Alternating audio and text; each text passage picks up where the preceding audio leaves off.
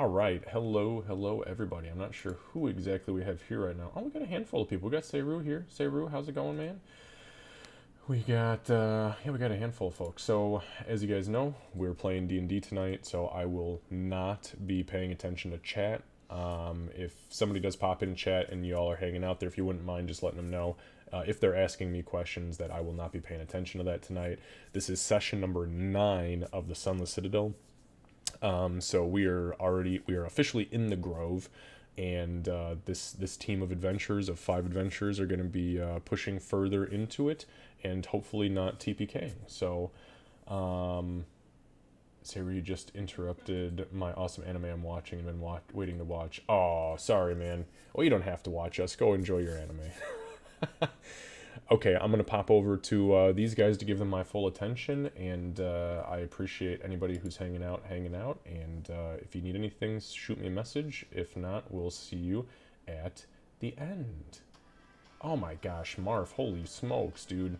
Thank you so much, Marf, for that raid. Candace, would you mind dropping Marf a shout out? And Marf, I believe it is appropriate to say happy birthday because I'm almost positive today is your birthday. So I'll give you a little birthday dab, Marf. Playing some Earthworm Jim. Excellent. Hell yeah. Happy birthday. Happy birthday. 28 never looked so good on you.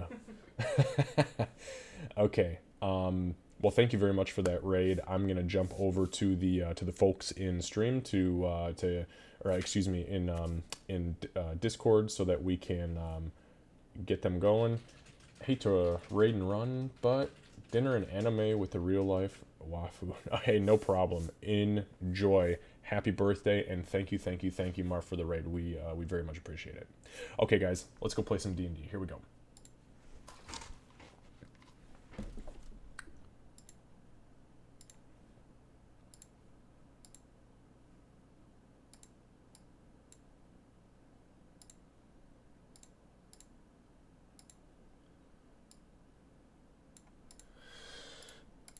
All right, guys, I'm back. Okay, so we'll do a quick recap.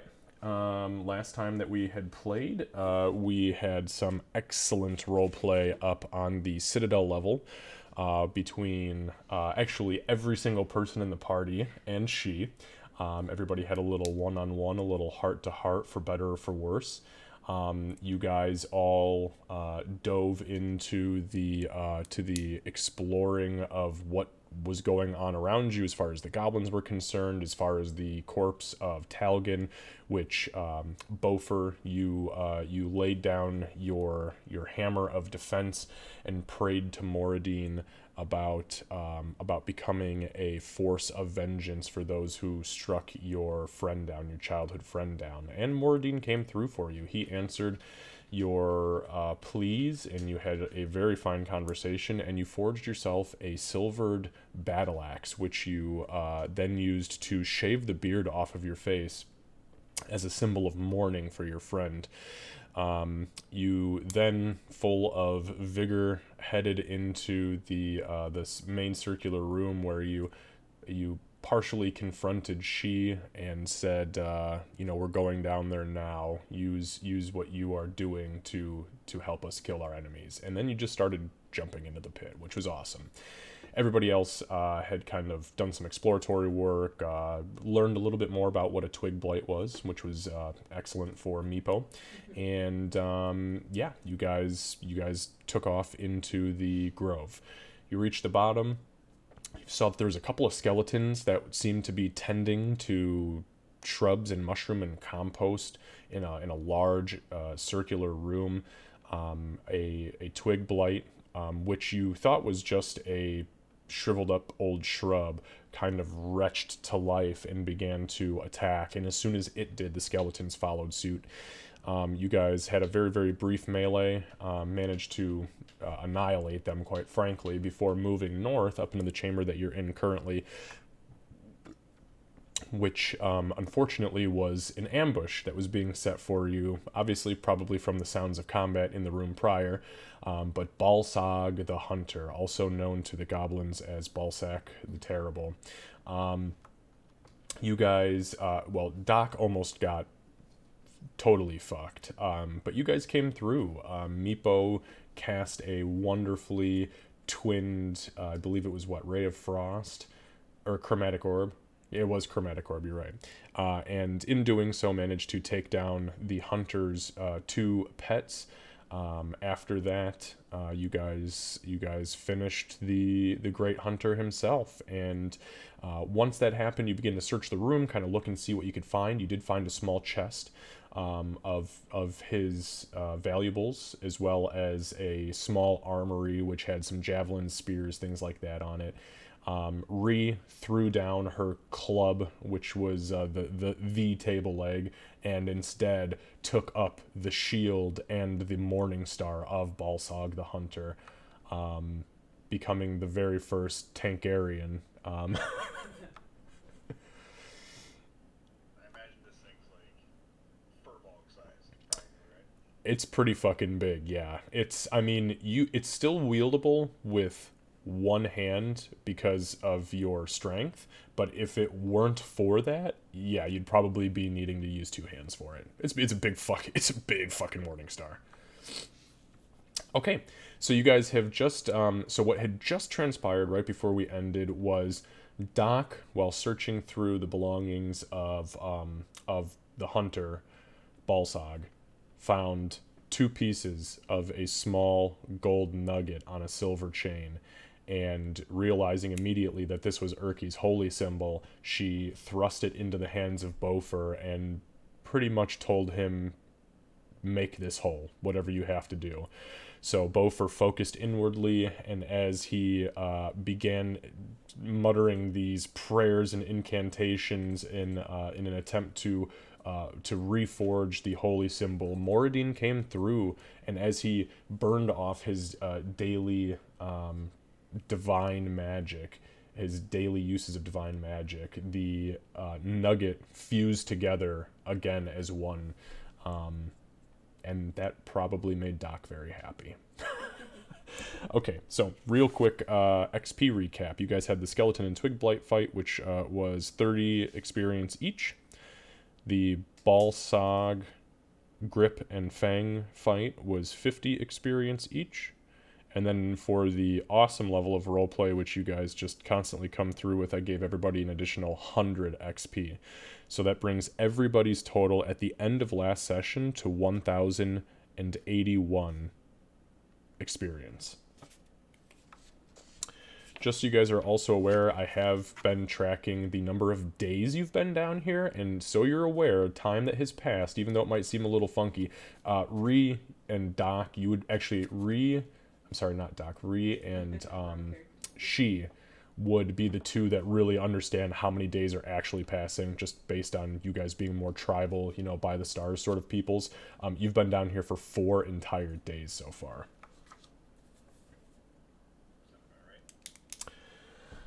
Okay, on that note, I want to just cover one quick thing, and then I'll take questions if anyone has them. So, we had discussed the use of pack tactics, and I have been doing some very, very, very serious digging down to the Volo's Guide to Monsters, which is where the Kobold race is introduced for players.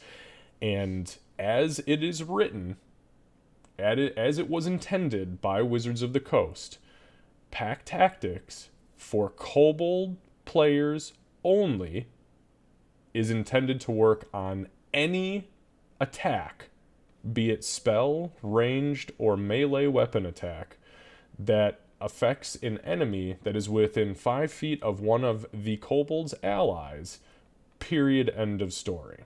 So, on that note though, there was an additional piece in there written by one of the devs from Wizards of the Coast. It was written like that because of the careless nature of kobolds for their friends' safety on just a primal instinctual level.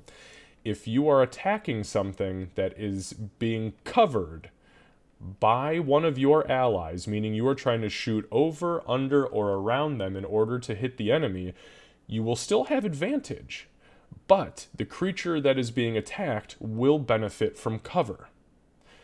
If you miss with a ranged attack or a spell attack against something that you have advantage on, but it has cover, if your roll is high enough to if your roll is high enough to miss the target because of their cover, it then goes to the cover. Meaning, if it is your friend, so let's say in this last situation, we've got, we've got Bofer, right? And then right behind, we've got Balsog. So Bofer's in front, he grants Balsog half cover. Now, Balsog has 2 AC higher than Bofer because they were both at 18. So that means you roll advantage on your pack tactics with a chromatic orb that you just threw at level 2, and you roll a 19. You miss Balsog because Balsog has cover. Bofer is said cover. That 19 will hit Bofer. So, just so we're clear, and this goes for anybody who is shooting into melee, there is always a cover bonus added to somebody if you are not within that proper line of sight.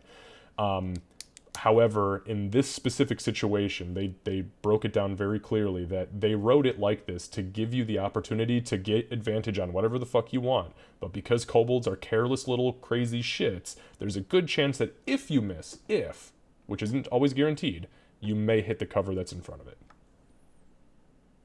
Okay. I know that I know that was way... I honest to God, I've spent at least 5 hours this week just like digging through forums, and I finally found posts by Wizards guys, and I was like, I know what it says, but I want to know why. That's why. So. Let's hope we spent enough time with Meepo for it not to just throw shit at everyone like we did last time. Now, to be fair, a half cover bonus is still only +2 AC, so it's not something that crazy to be worried about. And gaining advantage gives you, I mean, literally double the odds to actually strike. So the odds of this actually impacting you guys negatively, knock on wood, is very, very, very, very slim. But it is possible. So, that's just that. Okay.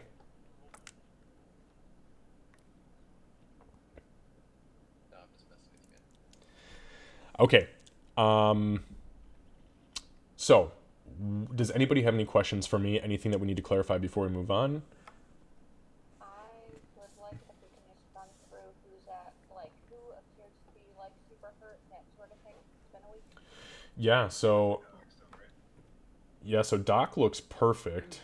Yeah, Doc was fully healed by Beaufort, I think, dumped 2 cure wounds, right? Handed me the golden nugget. Well, he dumped 2 cure wounds, and then handed me the golden nugget and I tapped them.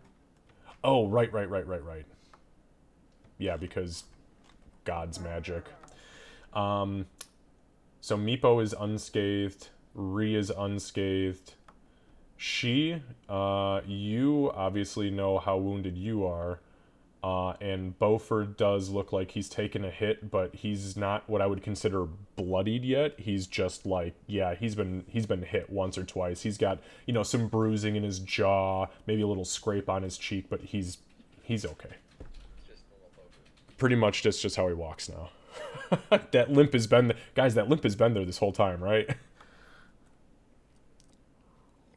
how is Meepo then? Unscathed, yep.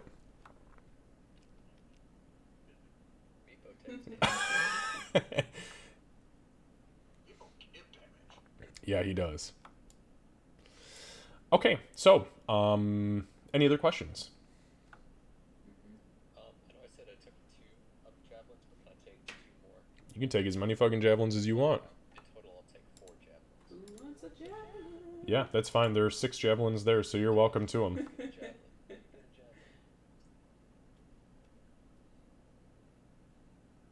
A sling? There is no sling, no. I'll tell you what there is remaining. There are 2 spears, which can be wielded one-handed, two-handed, or thrown. There are 2 more javelins lying there. Those are including the 4 that Beaufort took. There is a long sword and a great sword. And there was a Morning Star and a shield on Balsog, but those have been picked up by Ree.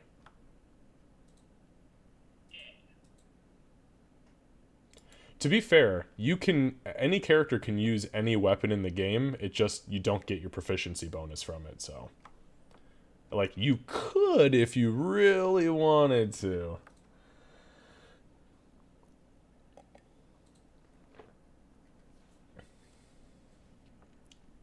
Yeah, that's fair. Okay, so we'll start like literally what has just happened is the nugget has officially left Bofer's hands. Doc has taken it. As soon as she takes it, you see her paws literally flash with this golden energy, and she rears back like she's just been hit with a flashbang. And as she kind of comes back to, you guys see the remaining wounds that were on her kind of like burn away, and her fur growing back, and that's where we'll pick up. As soon as Oprah's given her the nugget back, he's gonna go ahead and say that took a lot out of me. I don't think I can. He tries to summon more magic, but Yeah, you see like these little pulses in his hands as he kind of focuses, and his eyes kind of flicker, almost like a light bulb that's about to go out, and he just can't manifest it. Doc wraps her arms around him and awkwardly like picks him up since she's ridiculously tall, and just says, "Carl's got you," and then puts him back down. And, gonna wiggle his feet. and as the wounds are healing, she just kind of like a shake, and then back to normal, Doc. You guys want to take a long rest here? Literally 30 minutes after you guys woke up from an 18-hour rest. Days later. All right. What do y'all think about the little crevice up there? I will go by it and listen. Okay. Oh, the crevasse. I say it now, the crevasse. Oh yes, I want to approach the crevasse. Okay. Yes. She give me a... Yep, you already knew. Thank you.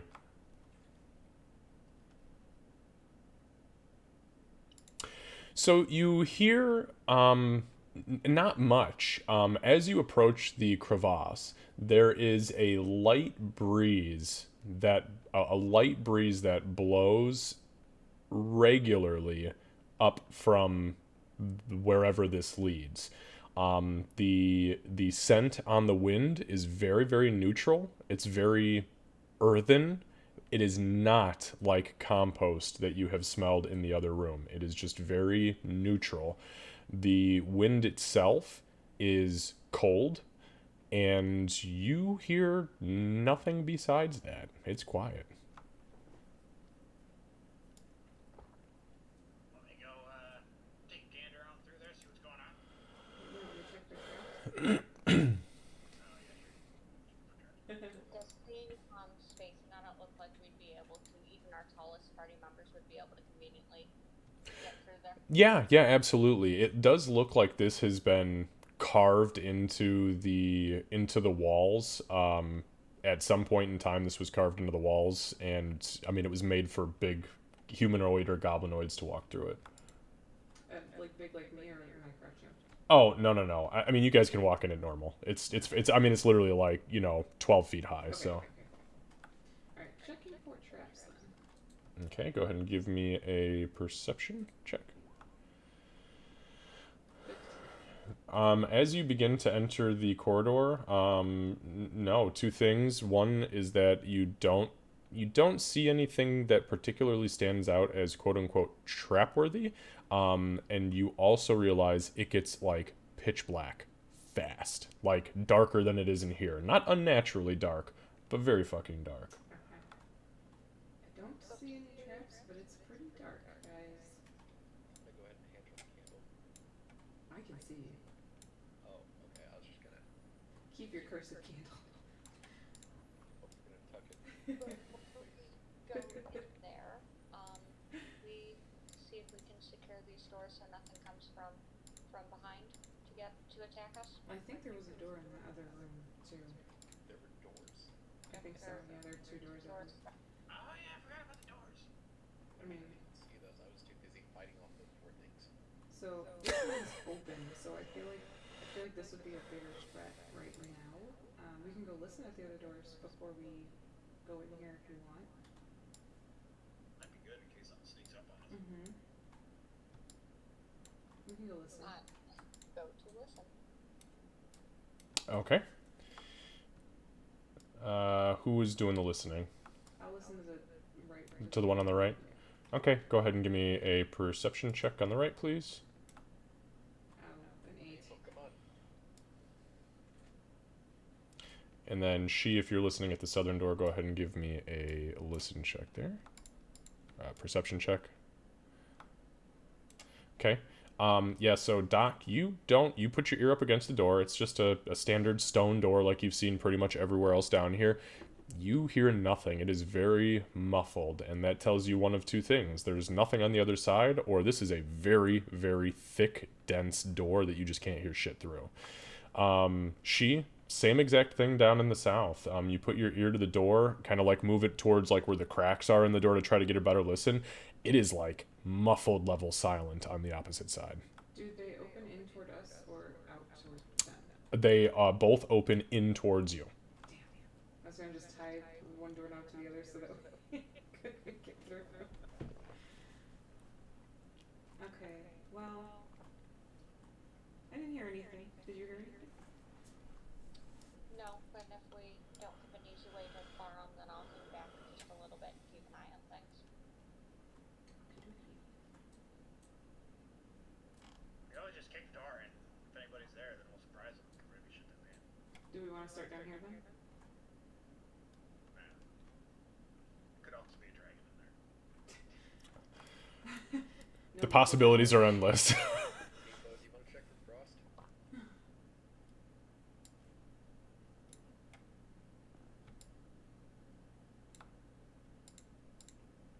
Okay. Go ahead and give me a nature check.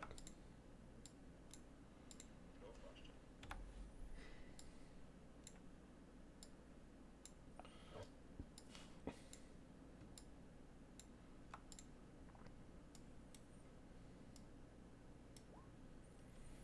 No, I mean, you put your hand to the door and it's cold, but you look around again and you don't see any of the frost that is familiar to you as far as Calycrix was concerned. Excuse me.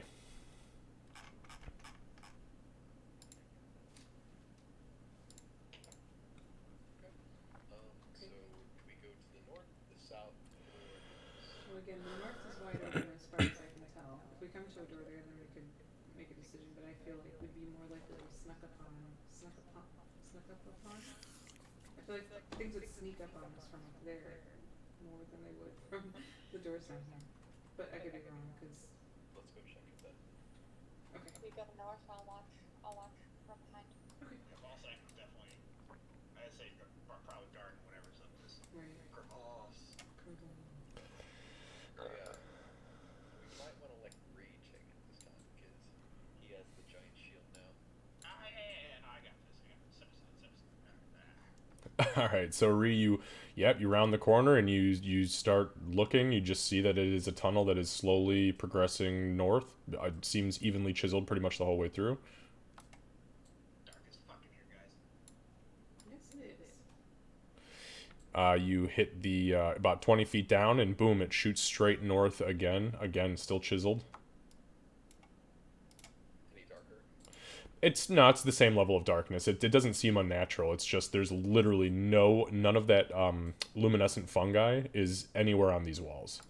Can I listen ahead? Like put a hand on Reed's shoulder and just. I want to listen. Meepo, go tell the ranger it's getting longer. She might want to come up.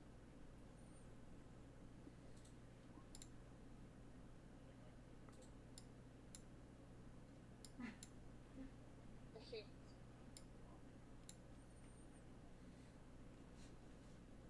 I'll follow. 19 for my perception. And what were you trying to do? I'm sorry. Just listening ahead. Listen, Just to try no, to it is still. So you with 19, you hear the same exact thing that she heard. It is like a soft like. And you guys feel the wind. I mean, it is you have felt breezes in here before, but this is the first time you have felt a continuous breeze. I wonder if this is another way out. Yeah, it's probably the outside somewhere. Maybe this is their back door. Maybe. Okay. After Is there anything in this back corner over here? Nope, it's just a little. Nope, it just looks like a little section that may have actually collapsed in on itself due to just structural, craftsmanship. Nice. So the rest of this tunnel's perfectly safe. Nice. Okay, let's go. Totally legit. Totally. All right, so, oh yeah, So as you round the top of this little hump here, this little hill, as we'll call it, you notice all the way down, butt up against a wall, there is this mass of purple, slightly glowing energy. It's giving off just the faintest glow, like a candlelight's worth of glow, but it's about a 5-foot diameter circle, and it's slowly pulsing and swirling. Around the outside of that small pulsing energy bubble, we'll call it, is a ring of blue energy that shimmers every 4 or 5 seconds, and you can see it creates a dome over this energy. The wind appears to be emanating from the glob of purple in the center. Some creepy booyah bullshit back there. I don't know what the fuck that is. Never seen anything like it. Wait a minute. Would I know what this is or no? Make an Arcana check. Yeah, basically. We don't know. I'll step there. No, Boo Boo, you've no fucking clue what this is. I mean, it appears to be magical, just because it's so unrecognizable. You guys think I should punch it? I don't know. No. Nico, do you know what it is? Wait a minute. Can I use identify? Do you have It's Do you have it prepared? It's a ritual. Yeah, but do you have? That wasn't my question. I didn't ask if you had a spell slot. Okay. You could indeed. You could ritual cast whatever the fuck you want as long as you've got whatever ritual components it requires. Oker's gonna rub his hands together, tap his glove to see if it works a little bit. It starts lighting up a little bit. Give me 1 second though, because I don't. Oh, it is a ritual. Yes, it is a ritual. Okay, so go ahead and. You fucker. every session. I swear. Okay, so you can do it. It is a touch spell, so you will have to touch the object, I don't like it. I don't like it. and it will take you 10 minutes to cast it because a ritual requires 10 minutes instead of just the one. Touch a creepy purple thing for 10 minutes. Yeah. So yeah, go ahead and do it. Is that what you do? Is that what you do? I'm gonna ask. I'm gonna say so. I can find out what this is, but I have to touch it for 10 minutes. In my very humble experience, purple lumps are never a good thing. Yeah, I had a purple lump one time. I touched it. It didn't turn out great for me. Don't like that. But Bofer, I mean, you know more about the magic and the adventurous stuff than I do, so I guess I'll leave it to you. Yeah. Hold on, let me see here. I'm gonna throw a silver coin into it. Okay, why don't you go ahead and move yourself a little closer? Oh god. Well, what? You're not going to throw it from around the corner, are you? You're not going to boomerang it. It was the way you said it. It's not what Yeah. you said. Okay, so you take a silver coin and you toss it. It hits, so you kind of like toss it up to, you kind of like, yeet it to get it up and over, like lob it into this purple thing. It doesn't even hit whatever the purple thing is in the middle. As it comes down about 4 feet up, and to the like north of it, like directly above it, there's this shimmer, like this pulse, and the coin kind of boom bounces off, and you see the shield, this force field of some sort, kind of shimmer around it. And for the first time, you see the full dome connected around that circle is potentially protecting whatever that thing is in the middle. But it did not disintegrate it. It did not explode. It did not do anything crazy. It just bounced off. Go pick up my coin. Okay. And leave. Okay. Excuse me. Does this tunnel look like pretty much the same diameter as that thing, or is it? What I'm asking, does it look like this thing cut this path at all? Oh, you know what? That's a good. Ooh, fuck. That's a really good question. Make a nature. Give me a second. Okay, so it's with Bofer, so it's either a really long crevice climb down, or Make a survival check. That was a very good question. Oprah's scared of nothing right now. He's pumped on religion and smelling salts. Yeah, so no fucking clue. oh no. Alright, so, what, are you scared of this thing? Not fucking around with the thing, or what? Should I hit it with my hammer? I threw silver on it and it bounced. Oh shit. It bounced Your off the silver purple card thing. bounced. Let's not fuck with that. I throw things at other tiny, harmless things all the time and it bounces off. Meepo, do you know what this is? Yeah, the breeze or the wind was coming from this thing. It seems that way. And to be fair, the tunnel stops where this thing sits. It does not progress past this. It is a dead stop wall. And then this thing. Wait a minute. Have we ever had problems with goblins coming out of or with kobolds coming out of the cavern before? I don't have we ever had that Bree? Or, yeah. As far as you guys, oh, you mean people who live in Bree? No, you guys don't ever see kobolds come out of the cavern. You've regularly seen goblins, but never kobolds. And I'm sorry, Meepo, you said you were doing something. I apologize. What were you saying? Make an Arcana check.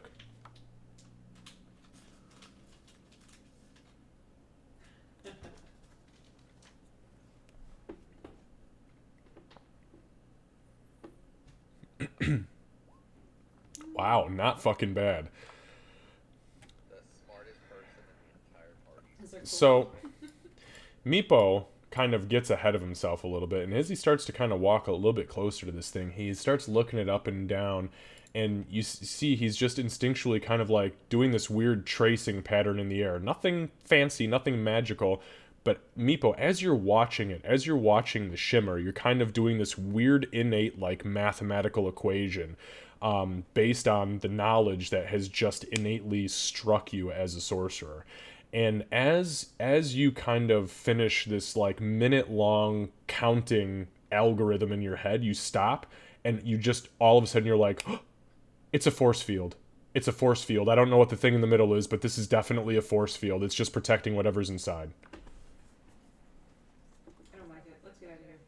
Well, hang on. Meeple didn't actually say that. I was giving him that information. I'll let you guys do the role playing.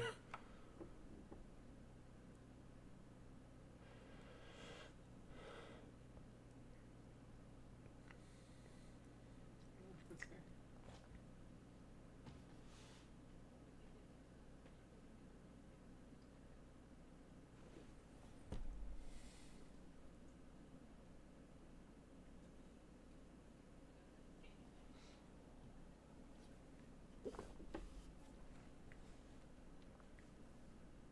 Magical What? cage, purple thing.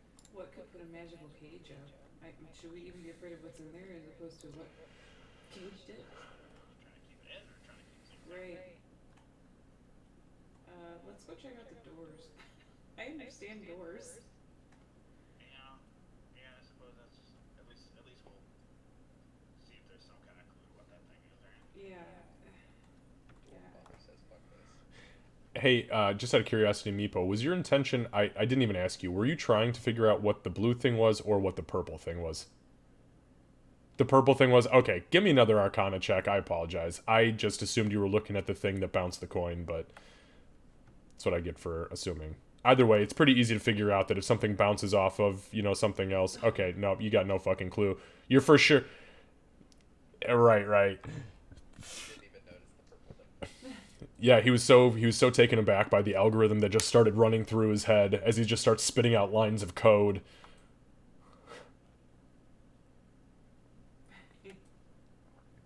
Doc is gonna head back down to the other room. As they go past, I want to just kind of take a look and see if the purple thing looks familiar at all, because they were saying some weird shit. Yeah, so give me an Arcana check and do it with advantage. It's a good call. You got a weird fucking background, but it comes in handy sometimes. Oh yeah, easy. It's it that what so you as you spot it for the first time, like legitimately for the first time as everyone walks past, you're like, okay, yeah, that's a force field. I guess that makes sense. And then you kind of look at the purple thing and you're like, oh, that's a fucking gate.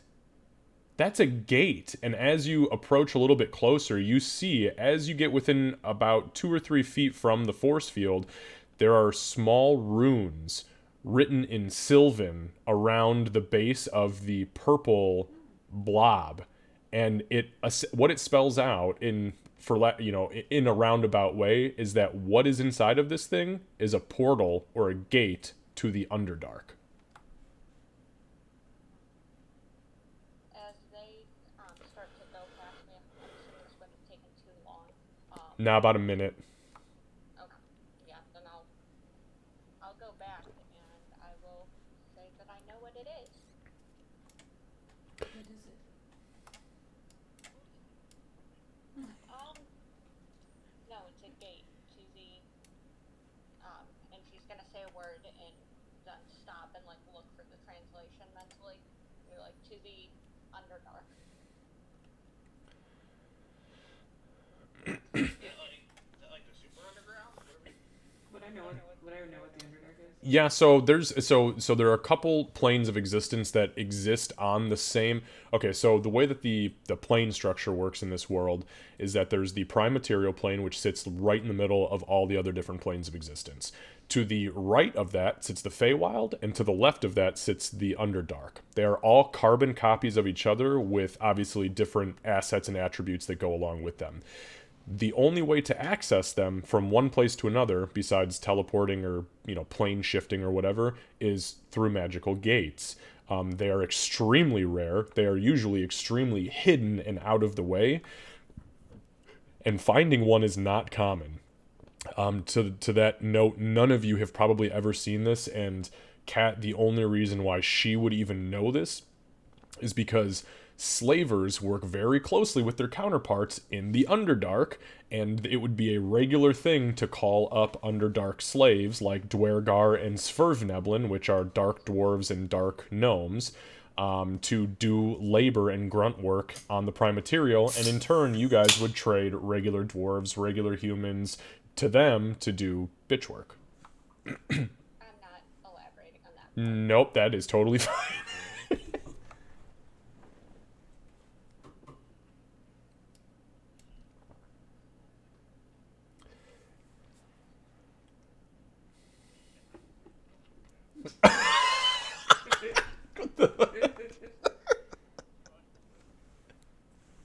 That's almost the exact same expression.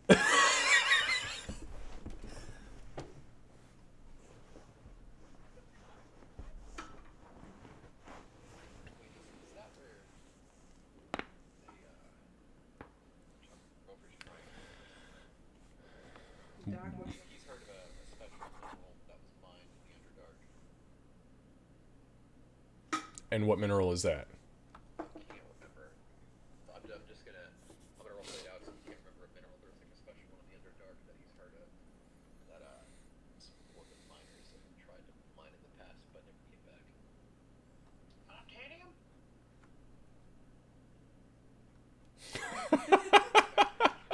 loose? It sounds good. It sounds good, yeah.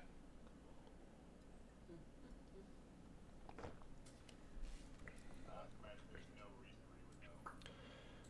No, I mean, as far as the wild races are concerned, especially on the prime material, actually, I would even wager to say, even in the Underdark, the wild races of the Underdark don't give a fuck about the other planes of existence and vice versa, unless you are in civilization for any amount of time, or if your specific tribe has anything to do with those places. It's human stuff. Here's what I'll say. Regardless of my knowledge of the Underdark, things that have force fields around them that go to places like the Underdark shouldn't be messed with. And on that note, Doc, with where you come from, your patrons, those who kept you employed, because of their arcane talents, kept force fields regularly put around very valuable things like golems and chests and magic items. So yeah, you seeing a force field is not totally out of the question. But yeah, definitely knowing that it goes around the most expensive and the most prized possessions just doesn't sit right. Yeah, typically when I saw this kind of thing, it was to keep people out. So I think maybe we should stay out. Well, Grove is that way now. Well, we can check these doors first, and then They if also said it wasn't in, all the way in the Everdark. Didn't they? I I'm believe they did say that, yeah. I'm sorry, say that one more time. Did they explicitly say the grove was not all the way in the Everdark? That is I think correct. Gotham said it. Yes. Oh yeah, it's true. Oh, right. Yep. Alright, And let's go check out besides, we are not equipped to deal with that. Yeah, and actually Grenell was the one who said the grove dwells under in the dark, and then she stopped and said not in the underdark, but in the dark below. I think that's why I got I see. It's easy. Goblins get confused, kobolds get confused. I mean, it just works. But yeah, no, she did mention that. Alright, so are we going to the east or are we going to the south? Let's go to the east. Yeah, he sounds fun.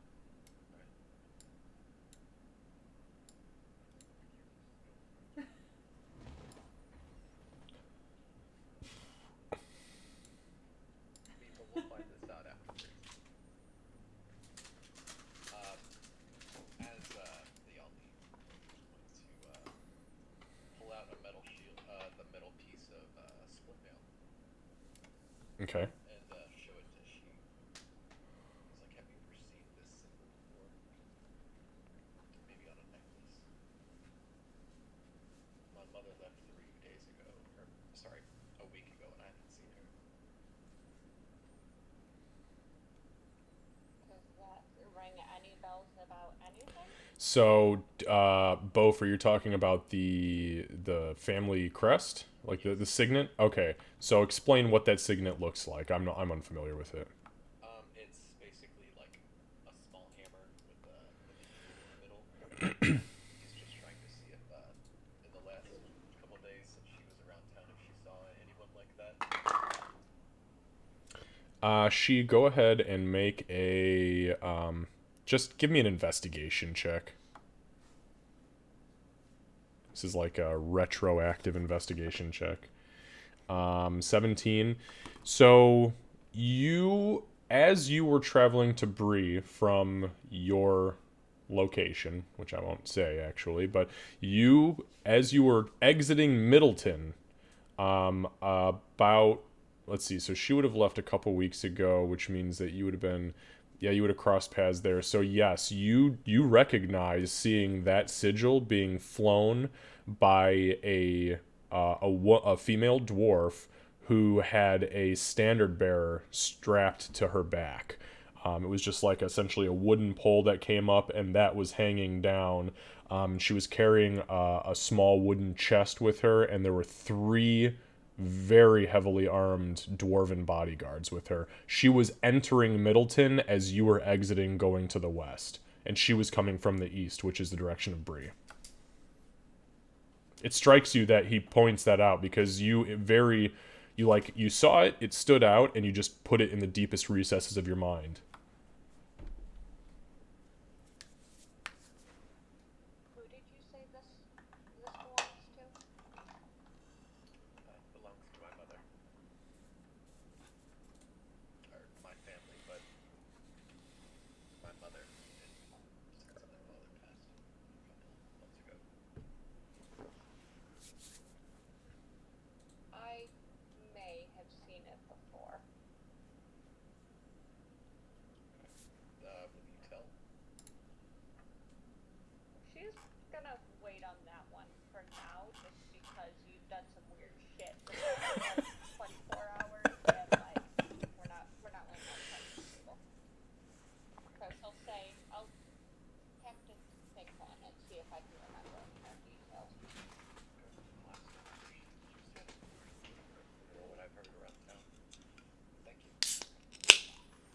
And he's gonna start walking down and pick up the table leg while he goes.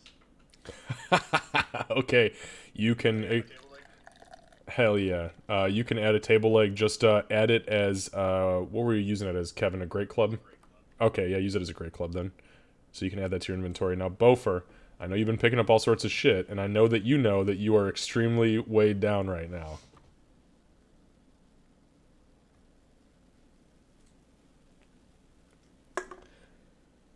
Yeah, I mean, hey.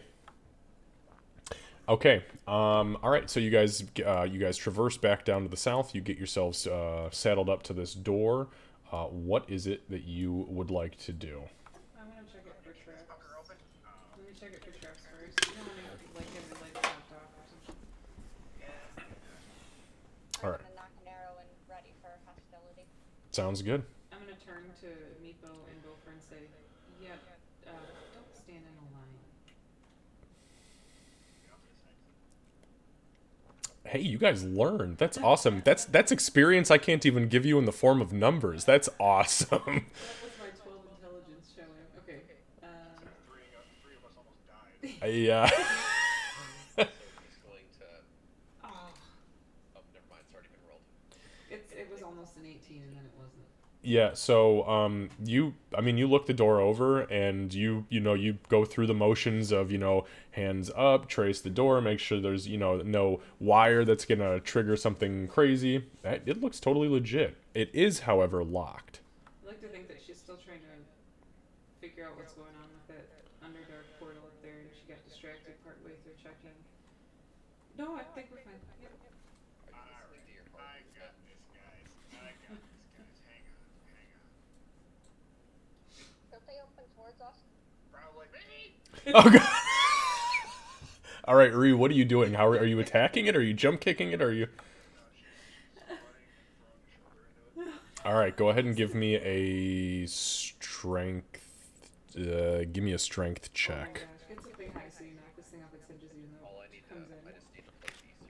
Oh, Oh, dude, what the fuck? Are you kidding me, Ree? Really? So the door does indeed, or at least it did at one point in time, open in towards you. Unfortunately, the brute strength of this psycho goblin broad just absolutely smashes it, literally busts it straight off the hinges, and it collapses inwards.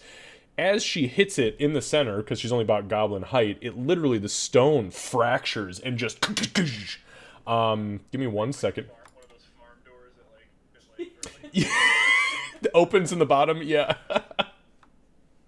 Bree, are you okay? Hold on 1 second here. So here's how this is gonna go. So Ree, you are on the you are prone as this happens. Bofer and Ree, as you look up, you realize that there is a goblin standing here with his dick in his hand, pissing on a pillar in the room. And as you pop in, you hear an audible fart, and he looks over at you and just goes, "Oh, what the fuck! Ah! Ah!" I'm actually gonna yell, hands off your cock, too. All right, I need everyone to roll initiative. Make sure you select your character. Oh, give me a second. Don't roll yet. Hold on. Your token. Yep, okay, now go ahead. Select your token. Oh, wait, hang on. Don't I have to add it? Oh, no, you guys already added. You're good. Don't you worry. I worried for a second. Hey, those are good. Oh. I did not go to the tracker, but it's the same anyway, so it's okay. Sorry, Lucy.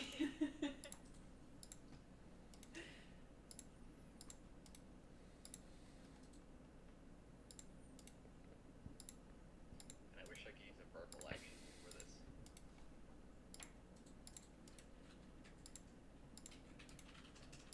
Gotta be quick on the draw, man. I know. Alright, guys, give me just 1 sec to get this set up.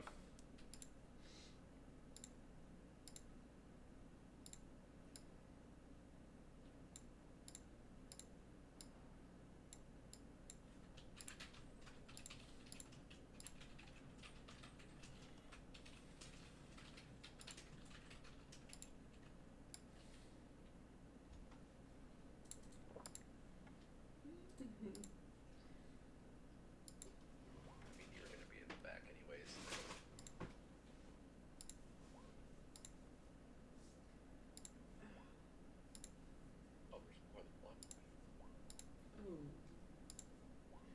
no. Oh no. Um, You guys don't know that there's more than one. 8.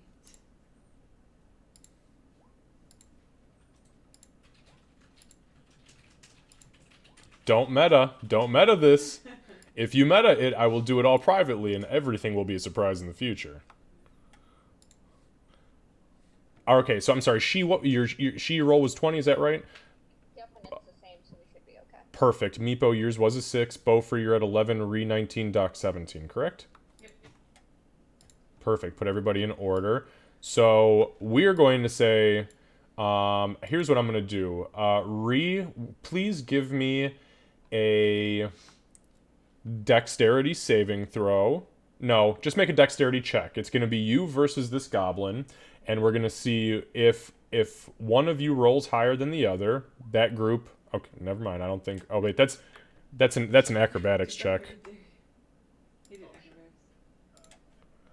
Would it still Yeah, be- just dex. Well, can I use this for? Yeah, it's actually kind of funny because I rolled really shitty, but I actually had a +2 instead of the terrible nat 1. Okay, so what we're gonna do. It's the exact same as my deck score. There's no That's true. extra bonus to it, but That's fair. So we will say though that that because nobody rolled above a 10, there is no surprise round on either side. We will just go straight initiative order if you guys are cool with that. that's fine. All right, so this goblin screams out as it's literally just shitting and pissing on itself because this crazy psycho woman just split the door in half and just started yelling from the opposite rooms. Actually, let me give you guys a description because you don't even know what you're fucking looking at. I actually didn't even know what you were looking at because I didn't expect you to go this way.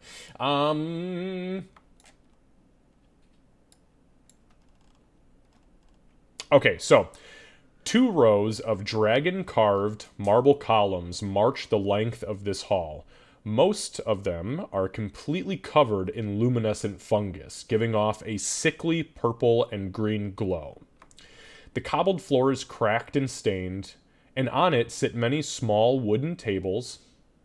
The contents of the tables include things like mortars and pestles, small tools and instruments, bowls filled with crushed leaves and herbs, chopped fungus stalks, and other plant specimens. The many doors leading off of this hall are all partly open. So as the cry goes out, give me one sec.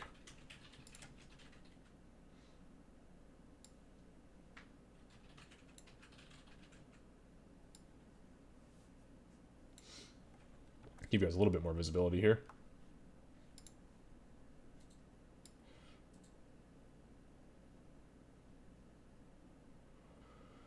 Alright, so from the southwestern room emerges another goblin who happens to be completely barefoot with this weird, like, dark purple shit caked onto its feet about 3 inches up from its ankle. That, Jumper juice in there? hell yeah.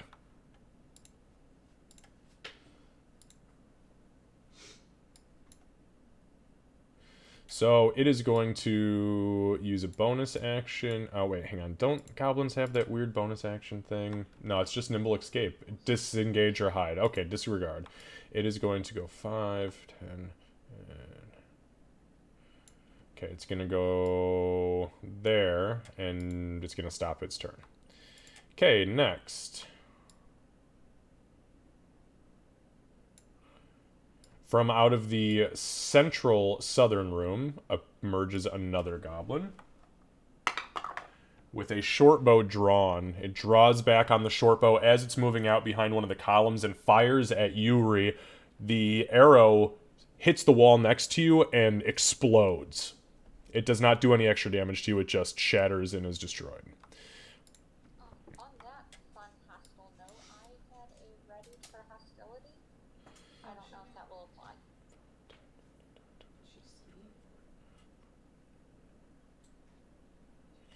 Yeah, you cannot see what is past. I mean, you can't see anything in that room. You've got two half walls a door that's smashed. Ree is in the way. And I'm just thinking about your dark vision is 60 feet, right? Because you're 85 feet away from the closest goblin. I think it's 60, Yeah. You know there's shit happening in there because Ree screamed, a goblin screamed, and then other goblins started screaming. So you know they're coming. Just everything in that room just screaming Ree right now. That's literally what's happening. There's like a dozen voices all just screaming Ree in different pitches. Different pitches, but the same octave. It's really creepy. Alright, she, what are you doing? Give me a second, I'm counting.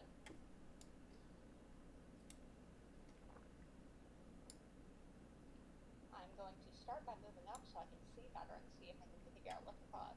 Yeah, absolutely. That's easy for you. I think you got, what, 30 movement? Yeah. Yeah. So when you get to that point, now the columns are kind of tough because they do provide a level of cover, but between the luminescent fungi in this room and the luminescent fungi in the room ahead of you, you can make out shapes enough to at least fire at something moving that is not your friends, but it might be tough to hit.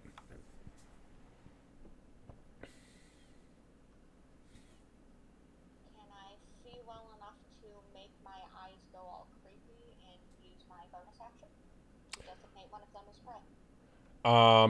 Yeah, what's the range on it? That's a very good question.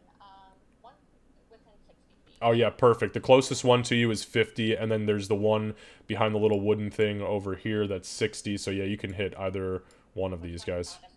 Actually, you know what? With where you're at right now, you're staring at a wall as far as that's concerned, so it would be this one right here. Cool, that works. My eyes are going to do the weird white darting black people thing. I'm going to shoot. All right, we'll put that on him, and that's not a concentration thing, right? That just happens while he exists. I believe that's Is that right? I can use that one with my concentration one, so I should. Okay, just wanted to make sure we're on the same page. Cool. So, yeah, okay, so go ahead and, yeah, fire your bow.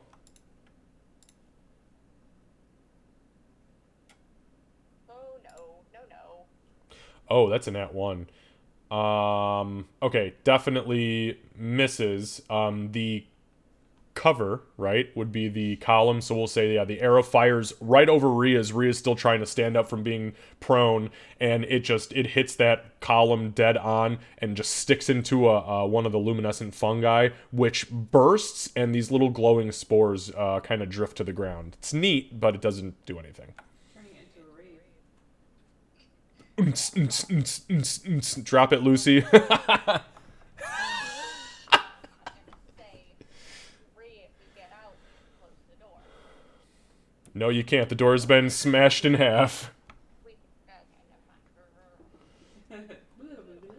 Fuck this door up. You more than fucked that door up. That door is gone.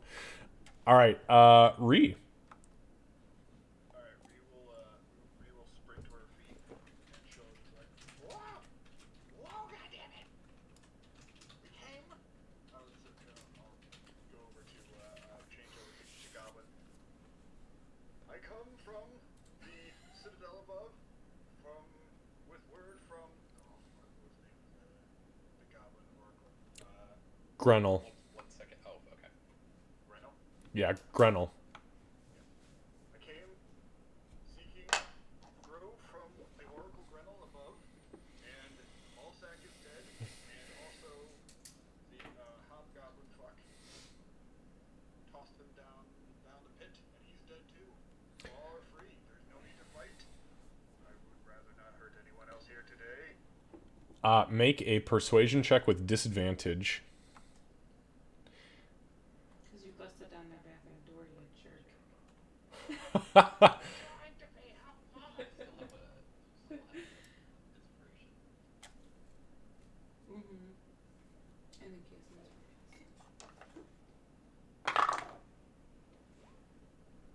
Oh, Oh. Both are bad. Ah, fuck you up. So, give me a. I'm gonna just actually. What is your passive perception? It's 11. Give me a perception check, Ree.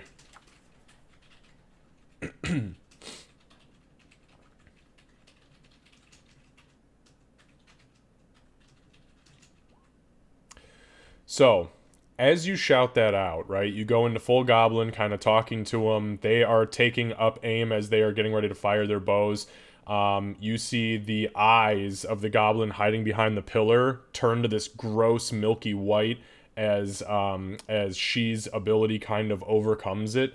And as you are shouting this out, you hear from behind one of the pillars, "Fuck you, surface dweller," and you kind of like you squint your eyes a little bit.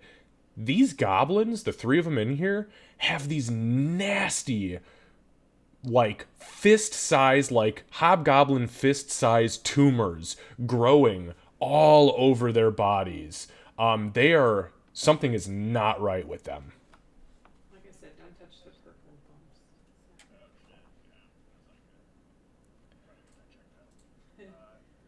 So that probably would have been. That's your action. Yep, you still got your bonus and your movement and all that. I'll just Rio will just kind of back. Okay, all right, that's cool. Back out the door. Okay. And just have her. You cut out. Oh, you cut out, Kev. We'll just have her morning star out. Okay. Sounds good. All right, Doc. Can I see that one from where I'm at?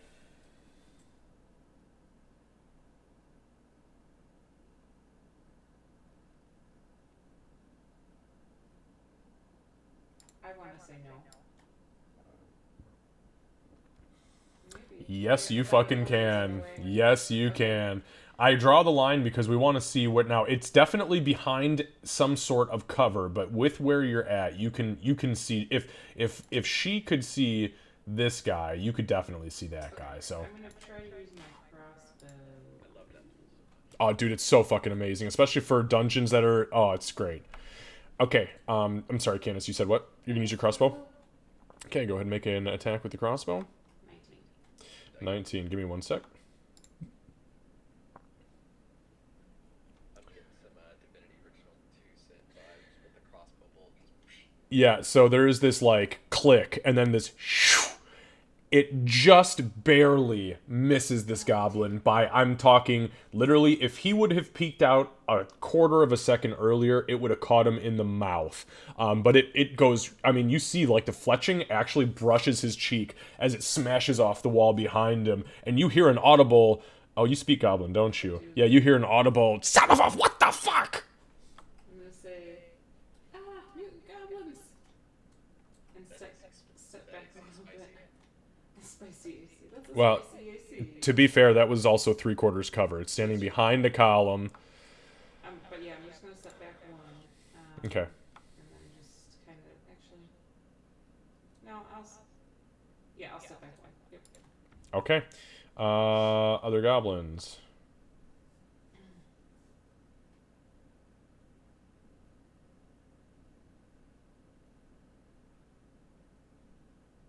So, coming out from the southern room is a second goblin. Same thing, bare feet, got these big purple-ass, goofy-looking feet that are obviously stained with something. It looks like caked on something. It draws, and it's going to fire its short bow at Bofer. I'm still behind cover, aren't I? I'm behind the... I am giving you... Don't worry, buddy. I am giving you your cover. Okay. Yeah, remember, this is 5th edition, so. It's Yeah, not don't work exactly like that, fancy son. shit. Yeah, they can definitely shoot at you, but they may very well miss. And I rolled a 10, so even with your additional, plus fucking 5 AC for 3/4 cover, yeah, completely misses. Arrow flies out from the door and just sails off into a wall. Yeah, I have to remind myself each time that I'm playing 5th as well, because I'm always like, oh, they can't shoot at me. No arrows in this game can you use. So coming out from the north central room is another goblin. It also stands ground. It does not move, however, after that. The goblin that is behind the pillar that she has targeted is going to fire at she.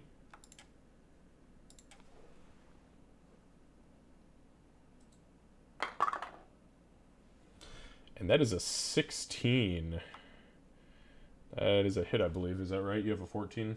I do. Or is it a 16? No. I said she. Oh, I did the same thing. All right. So you take... Wow. You take 8 points of piercing damage. As you guys are standing here, you see she fires in, everybody kind of backs up, an arrow flies out, and then another arrow. And you feel it. There's like this pulse. You feel the heartbeat stop for just a second as that goblin lets go of the bowstring, and the arrow just and before you can even react, it is already on you. You guys see this arrow just clip her straight in the chest as she kind of, oh, fuck.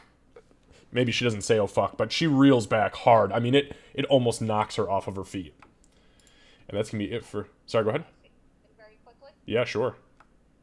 I'm going to look into the gloom, and my eyes are going to kind of focus, and I'm going to say the same word that I called the oracle. Oh, shit. To the goblin? Oh, you speak goblin too, don't you? No, I don't. Oh, you don't? Okay, never mind. Okay. Okay, understood. I was like, oh, fuck. Alright, so we've got other goblins that are currently moving out of their respective rooms. And they are taking up cover behind these pillars.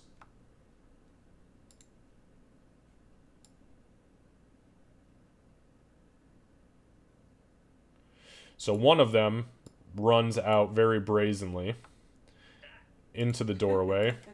And it is going to swing at... hang on, I will roll percentiles to see, because it doesn't really give a fuck who it's going to attack, and it doesn't know who you people are. We're going to say that is a Boffer attack.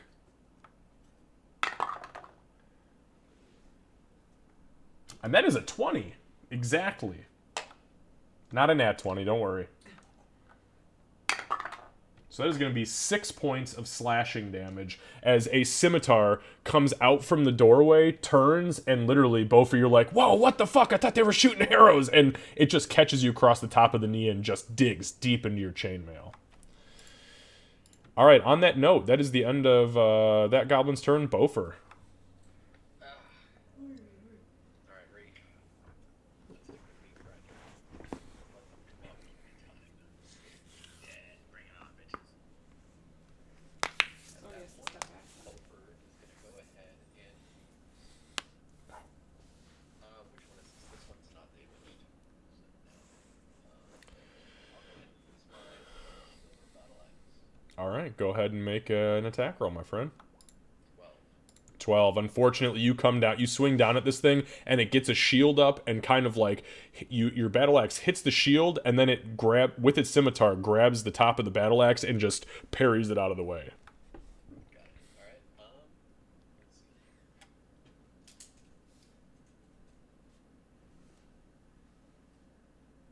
Alright, I'll my turn right there. All right, sounds good.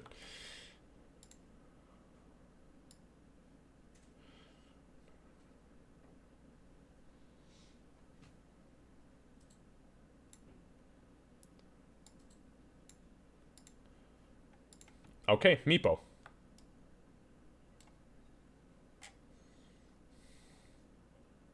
Yes.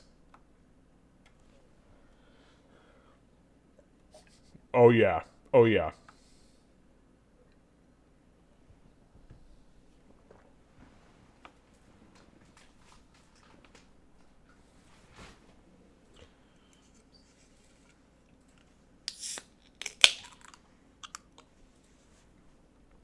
Yeah, you sure can, bud.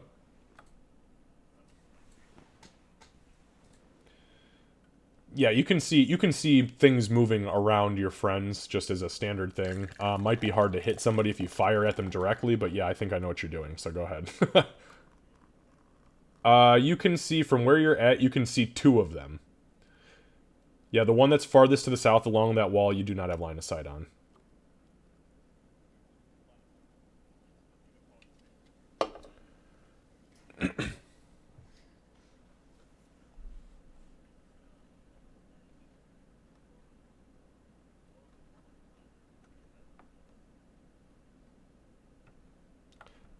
Snowball. Yeah, the snowball swarm. Okay, sounds good. So Meepo begins an incantation, and you guys see, I'm assuming, Meepo, like, crackling ice around your hands as you are just very slowly and meticulously watching and incanting. Can you describe, maybe elaborate a little bit for us? Because you got some good descriptions.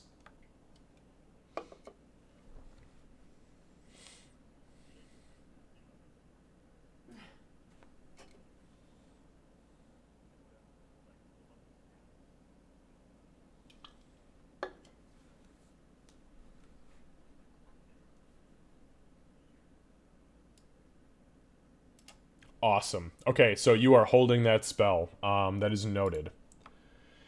All right.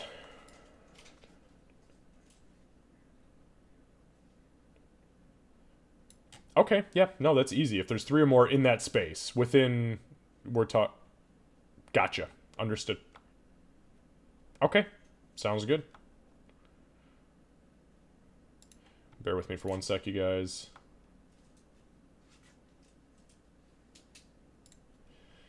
All right. This kind of has me worried.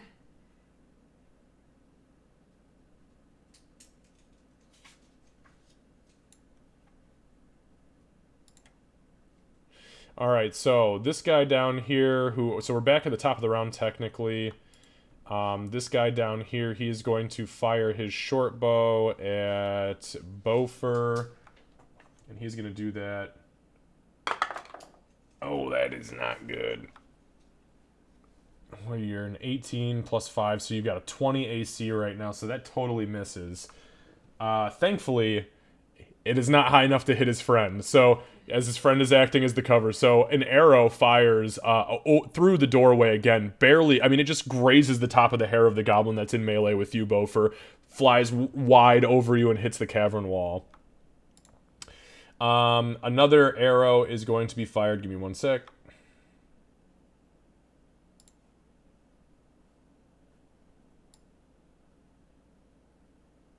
No, not sweet meatball. Okay, Meepo. That is a 13. I think you have a way higher AC than that. Yeah, so this goblin fires, and the arrow impacts Meepo, but you guys see the shimmer of ice kind of like creep up from his scales, almost instinctually. Not true ice, more like frost, and the arrow splinters on impact. That brings us to She. I already know how this is going to go down. Should I just take that goblin off the map? But I'm going to the exclusion of all else in the room, I'm going to knock another arrow and I'm going to fire. Okay, sounds good.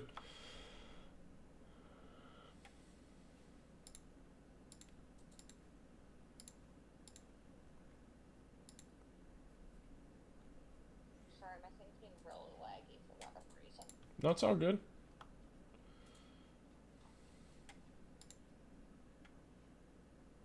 Oh yeah. Oh, no. Other abilities and I'm going to Wow. activate 2 abilities that are getting added into this. Ensues Divinity Original Sin 2. First of all, does my prey die get doubled as well? Any damage dice that you roll on a critical hit are doubled. Any dice. Not modifiers, just dice. So go ahead and, yeah, so you're going to roll 2d... So you're going to roll 4d6 plus your, whatever the fuck your bonus is. Holy shit. Dude, Hunter... Monsters... Yeah, I'm only at 2d6. I didn't use the No, but they're doubled. Because your arrow does, or your bow does a, oh no, I'm sorry, your arrow does a d8, right? Because you're a longbow, and then your ability does a d6. You rolled a nat 20, so you do 2d6 and 2d8. Straight up shoots in that little blob. savage attacks for being the half-orc ranger that I am. I do an extra die on one of those as well. Wait, why?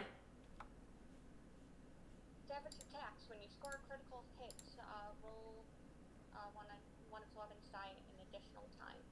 Oh, well, yeah. Half-orc thing. Yep, and what is that, usable every single time you crit, or is that just... That's the one I crit. Wow, fuck. Yep, well, you definitely are gonna roll... So you roll an additional die, because you critted, so it's 3d8 plus 2d6. Yeah. Jesus fucking Christ. Okay, so that's 8, 9, 10, 11, 12, 13, 14. And what's your modifier? What's your dex modifier for that extra damage for the...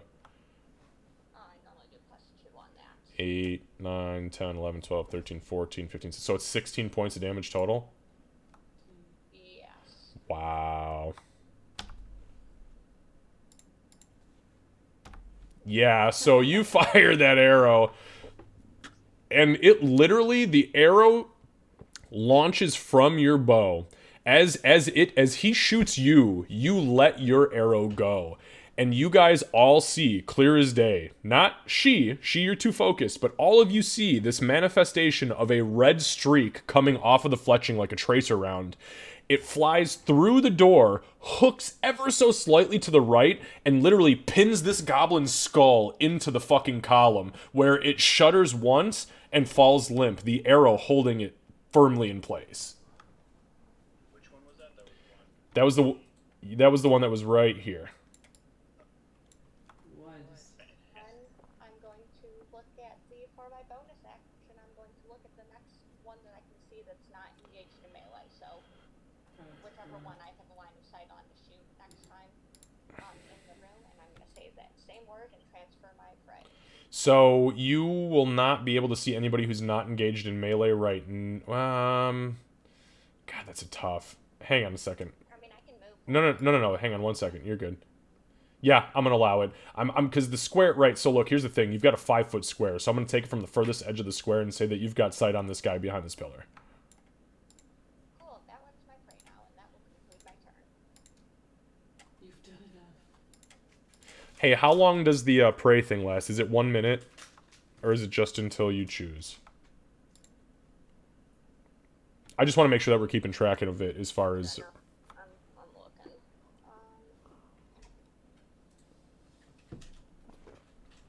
I'm pretty sure it just says anytime you fucking want, you can designate somebody as your prey. Yep, and the benefit lasts until I finish a short or long rest, or if I designate a different creature. That is my, like, fancy subclass ability, so I can do that one all the goddamn time. Gotcha. Stack it with Hunter's Mark if I want to. Yep. Yeah, it's dirty. That's why, it's funny, people shit on Rangers so bad in this edition, but if you build them right, you're doing essentially small firebolt, and, oh, it's disgusting. Alright, Ree. Do your thing, Ree. Alright, Ree will bonus action rage. Oh, God. She will kind of swing around the door here You cut out. because I didn't have the push to talk about it. Push to talk about that. I know I keep forgetting that. So yeah, she will rage and she will swing around the door a little bit and kind of jab this individual here. Sure. Belly Alright. with her morning star. Okay.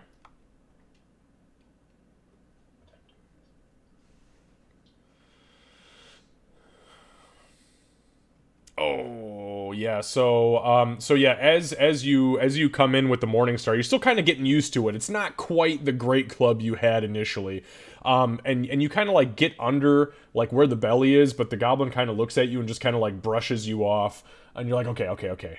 It's not a thrusting weapon; it's a smashing weapon. There we go. It's like, all right, Doc. I can see the one in the doorway, right? Absolutely, you can. Okay. I'm gonna shoot it. Perfect. I'm gonna attempt to at least. Yep. I'm gonna shoot it. 17 17. is just barely a hit, Yay! as it was gaining cover from Bofer and Ree being in the doorway fighting it. That would be 14 damage. Holy fuck. Even though she's like 7 feet tall, we're like It doesn't matter, the goblin's also 3-4 feet, so you guys are providing it a lot of cover. If I kill So it, on that note, yeah, so I want to say, good job, Ree, you got it. Keep going. yeah, and as Ree is like, kind of like, oh shit, not a thrust, it's a swing! And then all of a sudden this crossbow bolt just catches this goblin in the temple, and literally one of its eyes just like bulges out awkwardly, and it just goes, "Bleh!" and crumples forward. You loosened it for me. Alright, that is the end of Doc's turn. Actually, can Oh, sorry, go ahead. I wanna move really quick? Just Yeah, absolutely, use your move. And just so you guys know who are using ammunition, please mark your ammunition Yes, I off. have, yeah. we have enough bodies for go ahead, Doc. I was just gonna say at the end of it, in case I forget someone remind me, I want to see if I can retrieve bolts. I was Oh, just there you thinking go. the same thing. I was gonna say if we stacked enough for these bodies, would that be can that be what's it? Difficult terrain?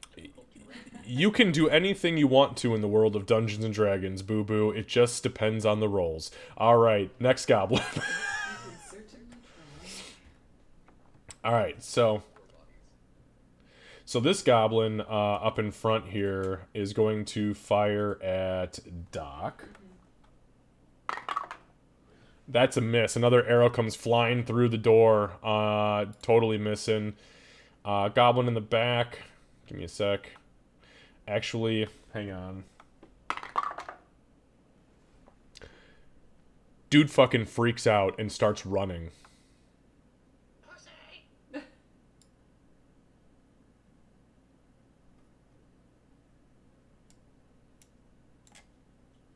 Dude just bolts, literally screaming. Just throws his scimitar down. He's like, ah! What the fuck? What the fuck? Ah! Alright, the goblin in the center, he is going to fire his bow at She, as She has targeted him and he can feel that. That is, and Candace can look at this, a nat 20. Yeah, it is on a really pretty red die. So I hate to be the bearer of bad news, Cat, but yeah, the goblin who you have in your sights, which is funny because it's like you see them, but they see you. Like, reverse my ability. Critting all over you. To be fair, the next turn, statistically, you have murdered anybody who has pulled this bullshit on you, so... Whoa, what do we got going on? I mean, fueled by pain, got it. Hey, thank you, Darkrend. I very, very, very much appreciate that follow, and welcome to D&D. I don't pay a whole lot of attention, but I heard it, so I just figured I would talk really quick. Sorry, guys, I was talking to stream really quick. I'm not muted. Okay, so let's see. That was going to be 6, 7. So one of those dies rolled max damage, one rolled min, so we're doing good. We're doing good because it rolled min. So you're going to take 9 points of piercing damage. Which actually is not a whole lot more than the other guys shot you with. Okay. But you guys see, as you are murdering this goblin in the doorway, another arrow flies out and strikes She like 2 inches to the left from where she had been hit before, and you hear this audible as breath leaves her. She's now bleeding from her mouth. She has coughed up blood out of her mouth and is starting to stagger. And, She, if you could just drop those HP on your token for me, please. And, okay, so we're on to the next goblin. This goblin is going to...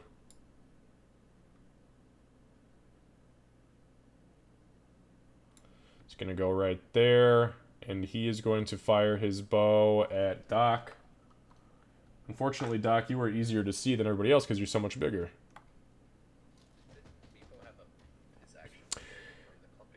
He did, but it was for 10 feet forward. Understood. If I'm not mistaken, right? You said that it was supposed to be here? Yeah. That's what she had said, so...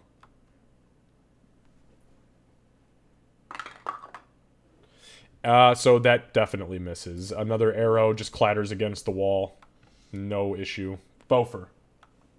We're gonna use full action and tell everyone to get out of the line of sight. And thereafter, he is going to go ahead and use Hold the Dead On who? on this one. Okay, sounds good. And told that as well. I'm sorry, is that a wisdom saving throw? Wisdom saving throw. A wisdom saving throw.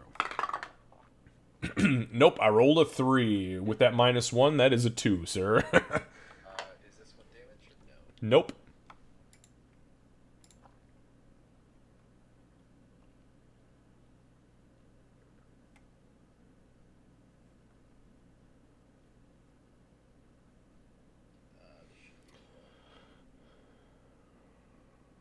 No, it didn't affect him. I told you he succeeded. Or, I mean, no, I'm sorry, he did not succeed. So yeah, you roll your damage. But it's not the damage to damage, it's the regular damage. Yeah, I'm trying to roll this Hold the Dead, but it's not rolling. That's okay, you can just tell me whatever it rolled. Oh, no, it didn't roll one. It won't. Oh, it's not, I see what you're saying. It's not doing it in roll 20. Okay. Understood. Okay. Sorry about that. Yeah, so he is definitely very hurt. Like the gong, you look around the corner, mutter your incantation, slap the axe on the shield, and you guys hear this reverberation as this black ichor begins to pour from this goblin's nose, and the necrosis creeps up its nose and into its right eye, and its right eye goes completely moon blind as it's like. "Ah! Ah! Ah!"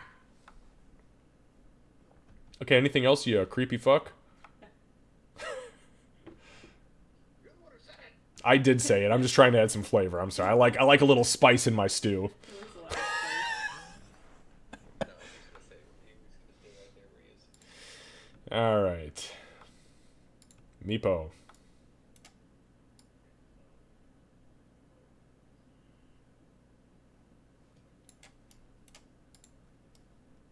Hold it down by left click. Yep, hold it down.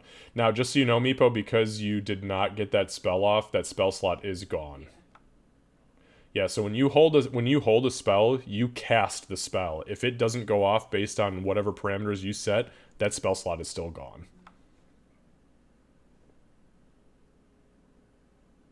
Yeah, cantrips are good for that. Cantrips are perfect for setting a trap like that. Or if you're really confident somebody's going to do something. Like, if somebody was behind them and they were going to just thunder wave them into your space, excellent. But yeah, it's tough with actual spell slots.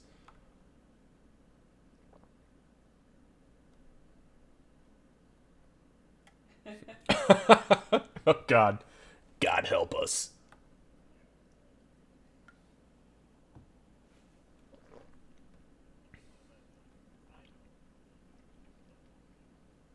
Yeah, you are a sorcerer. For all intents and purposes, Meepo has totally transformed on a raw biological level into a sorcerer. And any skill that is on your character sheet, he comprehends 100%. He might not know why he understands it, but he knows that he can do it. So the act of turning let's say a sorcery point into a spell slot is just focusing that energy. You draw this trace of energy out of the weave of magic, like from a ley line, and you just infuse yourself with it. Same thing goes with a spell slot into a sorcery point. I was just thinking, is Lucy really quiet tonight, or is it just me? It's because his mic is up. Oh, your mic. No, Lucy, your mic piece is up. Oh, it was. Oh, I see. I thought it was just the thing sticking up. Yeah. Fuck that server. You're my server now, I just Lucy. turned him up to 200. I increased his volume on Yeah, Discord. that's what I did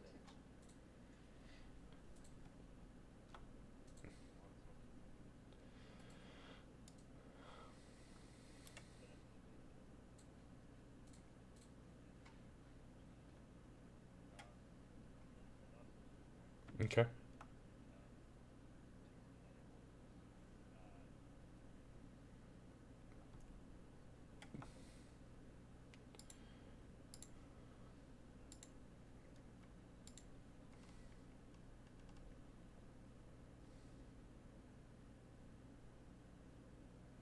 So I'm sorry, you said you're gonna twin cast a chromatic orb.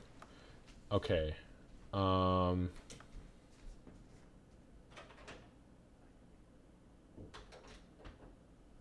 Okay, perfect. Perfect. No, well, it is when you twin spell it, technically. Okay, so I'm sorry, and it's an attack roll on your end, correct? Not a saving throw on mine. Okay, go ahead and make your attack rolls. And I'm sorry, can you ping the two that you were gonna target, please? Excellent, thank you.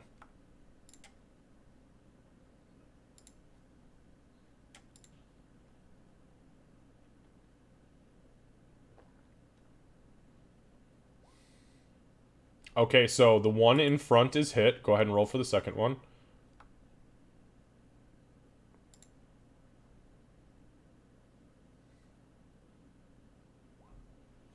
$14. So the 14 does not hit, but the first one. So as the draconic streams come out, I believe that's how your chromatic orb happens. Is that right? Is that how it manifests?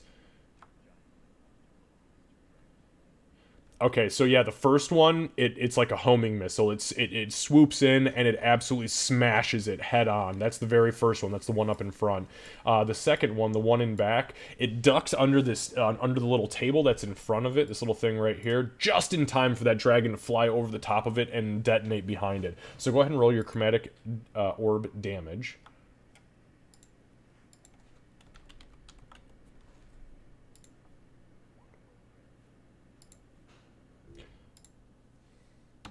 Boom. Yeah, so you hit it, and literally, like, it hits it, and it kind of, like, looks out at you, like, confused, and the whole front side of its body, you're not sure what happens behind about this point in its face, but everything freezes solid, and its face just shatters as its body collapses. Anything else, Meepo? I'm the fuck out of here. All right. Okay.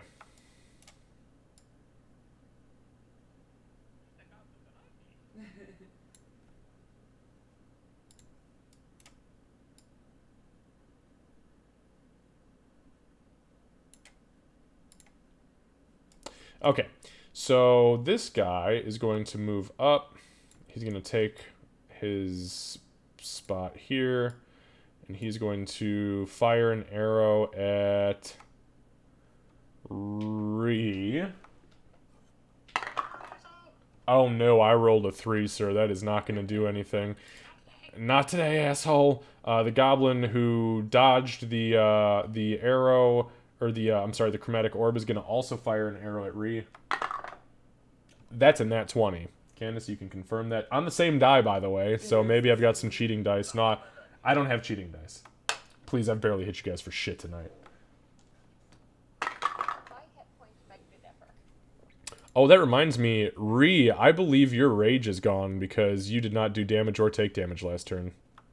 But I did attack. I think that. Does it say attack or do damage? I think it's Attack or take damage. That's fair. I just want to make sure we got the verbal right. I think it's the verbiage. Attack or take. also what is Ray's AC since he's at what's it, 3/4 or half cover? Well, my current AC with my shield is 18. But I mean, natural 20 is a natural 20. Okay. Rage is attack. Yeah. Yeah. So as it Perfect, yep. Yeah, no, I see it right here. If you haven't attacked, if your turn ends and you haven't attacked a hostile creature or taken damage. Okay. No problem. my last. I'm still good for now. I just want to make sure before we start talking resistances here, because I know what you're resistant to. So, so it's going to be 5, 6, 7, 8, 9 points of damage. We'll reduce it to 4 points of piercing damage. And that is all he does. He fires the arrow, barely clips Ree, and that's it. Now, you did not have an opportunity to change your target because it died before your turn was up, and you did not kill it. So that ability is effectively gone until you use short rest, correct? No, I can just use it again, I think. Hang on a second, because you mentioned something about it being gone before short rest unless you redesignate another target. It disappears off the thing. It doesn't have a... This benefit lasts until you finish a short or long rest or if you designate. So I can cast it at will. It stays on the critter even if it leaves my sight unless I rest or I designate a different creature. What is that called? It's called Hunter's Prey? Oh, Slayer's Prey, sorry.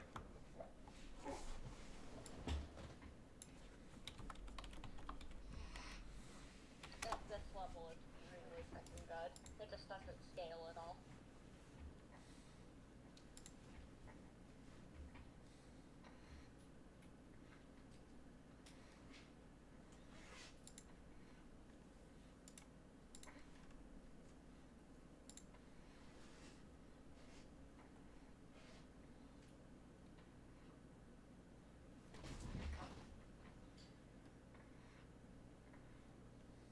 Ah, okay, understood. So what the way that I was reading it was that, so it says the benefit lasts until you finish a long or short rest, meaning that you can track it because you gain bonuses to tracking outside of the extra damage shit.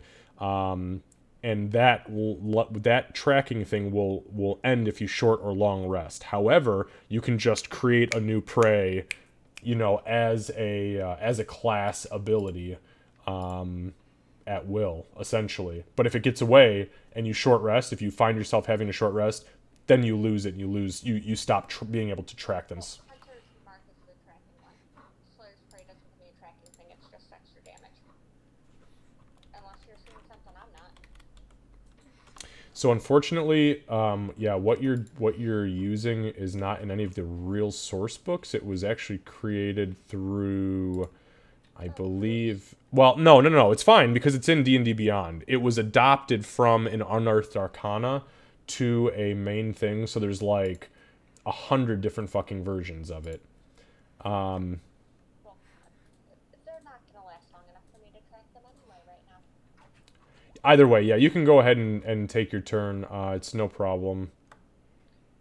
What I was planning on doing, since you descriptively noted that my two arrows that are sticking out of my chest are real close to each other, as her prey falls, she's going to look down at herself. She's going to grab the arrows, yank them out, slap a hand over her chest, and just I'm not going to fall while my prey still stands.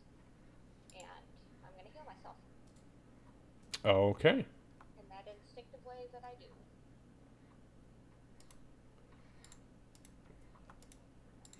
Yeah, I should've just Oh shit, 9 hit points. Holy fuck. That is excellent. Yep. That's a lot. So yeah, the arrows, as you bust the arrows off and slowly peel out, both of the arrowheads, you feel just the instinctual healing magic. Or, well, you don't know what the fuck it is, but your body closes itself because Wolverine. Yep. And then I look in the room, and my eyes go white again. And can I see any of them, or do I need to be able to do that? You can see the guy back here. Cool, that works. He's not right. But I am gonna also step out of line of sight. I don't... Okay, thank you. Put those back up. Perfect. Yeah, see, I don't know if it works the way she thinks it works. I gotta look that up. Yeah, I put it. Alright, description. Ree. I don't know if it helps at all. Will aim the arrow that she has in wherever. It probably just grazed her, right? Didn't actually sink it. Yeah, it didn't sink. It was just a graze. Yeah, fuck that. Fuck that arrow. Fuck that arrow. And will charge into the room. Just screaming at the water.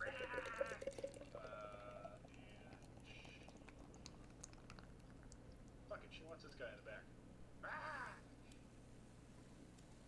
No, that guy will take an attack out too. I don't give a fuck about his opportunity attacks. Bring it. Yeah, he, actually, no, he cannot do that because he has a short bow drawn, and there is, no time for him to draw a scimitar, so. As we run past him, then she just goes. And proceeds to attempt to smack this asshole in. Alright, go ahead.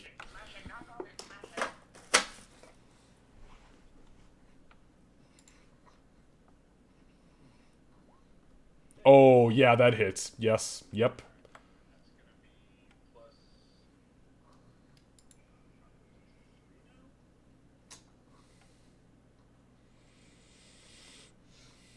Oh, yeah, your bear totem activates when you're raging, right?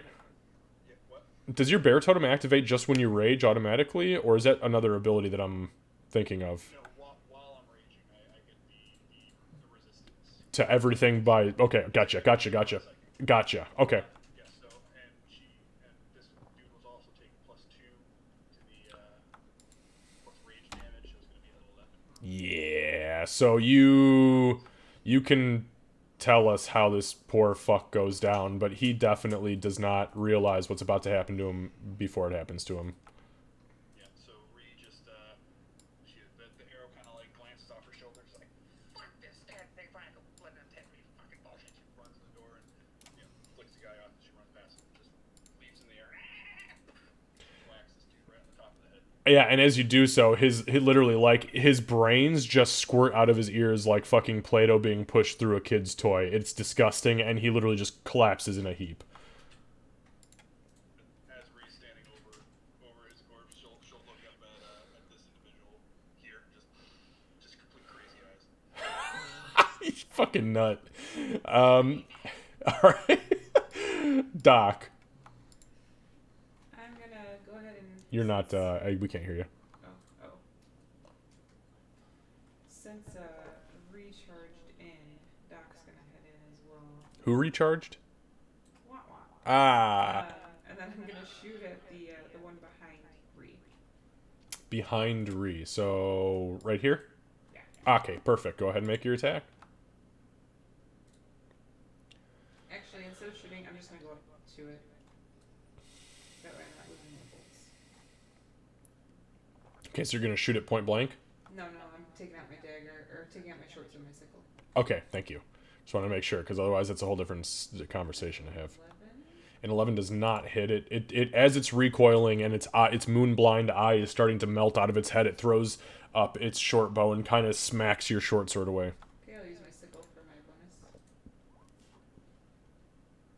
23, that's a natural. Oh, well, yeah, obviously that hits. Well, yeah, he can't survive your minimum damage, I don't think. That's a bad day for him. Nope, he only had 2 hit points left, so... Heyo. Yeah, so he knocks the short sword out of the way, and as he does so, you see the bow kind of like tip down, and you catch him in the eye with the moon blind, and you just hook him all the way through until you see the sickle point pop out the side of his temple, and you just yank him to the ground, and he just savage as fuck. But cats don't play games, so Meow. I'm gonna finish moving here. 5, 10, 15. Right there.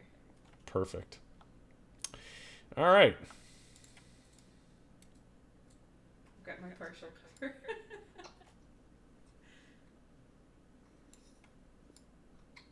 So, as you guys are fighting here, the southern door swings open, and a goblin runs out, bow drawn, knocked and pulled all the way back, and it runs a couple of feet and begins to fire indiscriminately at the people in this room. Meepo.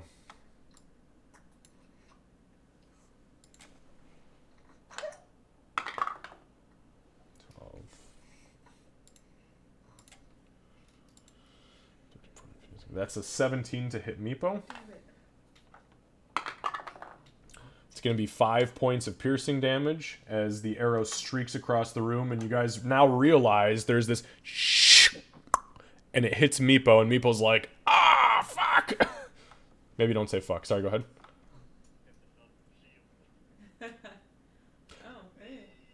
Perfect. Now, just for the record, if I say that you've got a hit on you, and I haven't said the number yet, you've got to throw that shield up, because it could still technically be higher. So, no, it's fine, it's fine. It's just a matter of meta. So you burn a first level spell slot. How many spell slots do you have left?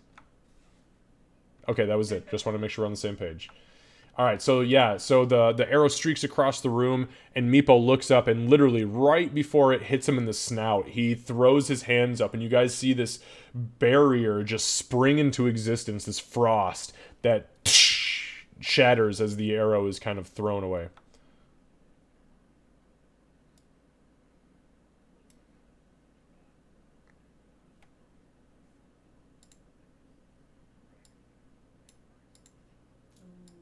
Somebody's thought about these. I like it. I appreciate that. Okay. So, Bofer. Just to ask, what is this right here? That is a bench, like a small table, like a little altar. Okay. Alright, Bofer's gonna basically say, get everyone inside. He's gonna go in there. Does this one have any damage on it? Are you going to spend your action to make a medicine check on it? No, I mean, like, have they been hit? I know, I understand what you're asking. You're running into a room and glancing at all of the enemies that are hiding behind cover. Would you like to make a medicine check to identify if it's been wounded? Oh, no. I was gonna use, my spell. Right, but I think you don't understand my point. My point is, unless you have a clear line of sight on somebody, which says, yes, that gentleman has been wounded, you are going to have to make a full-blown medicine check to see how they are reacting, to see whether or not they've been hurt. Either use your action to attack or use your action Correct. Attack. Thank you. Okay. And I'm sorry, what was the spell? Toll the dead. Toll the Dead. And that's the wisdom saving throw one? Yes. Okay, so that is a 14. That'll do it. Yep. Yeah, I rolled a 15, by the way, so if that makes you feel any better. Okay, so yeah, the gong goes off, and you can't pick up where he's at because he keeps dodging back and forth, realizing that there is this crazy orc broad who is, like, hunting him down, and he feels her presence, and he doesn't know where she's at. She's in the walls, she's in the ceiling, she's in the mushrooms! Okay, anything else, Bofer? That'll do it. End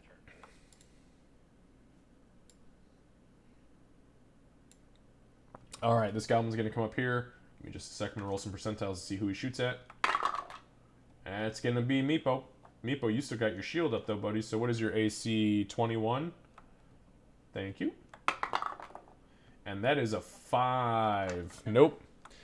Okay, so the arrow flies again, and the wing continues to protect him from the shit show that is the arrow barrage coming in from the south now. Meepo!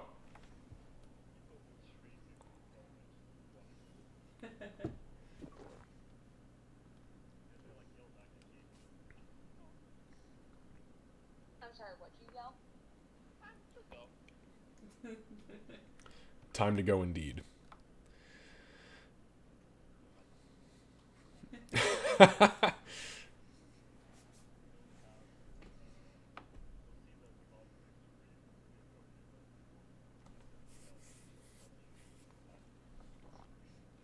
Okay, I'm sorry. You said behind Rhea. Nothing is behind.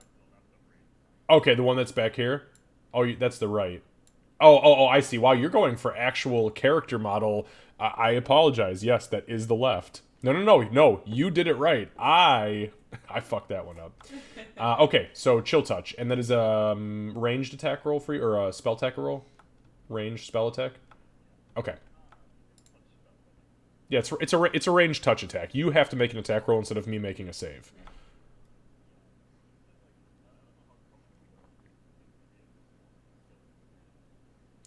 So is it a melee touch attack or a ranged touch attack? Okay, so if it's a ranged touch attack, yep, doesn't matter. You still are having the skeletal hand swing at it, so go ahead and make your attack roll. You absolutely do. Yep. Yeah, and yeah, there you go. Yep, 22 definitely hits. Yep.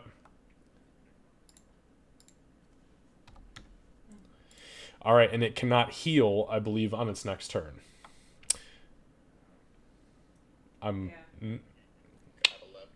Oh, it's nasty. So yeah, the chill touch comes down.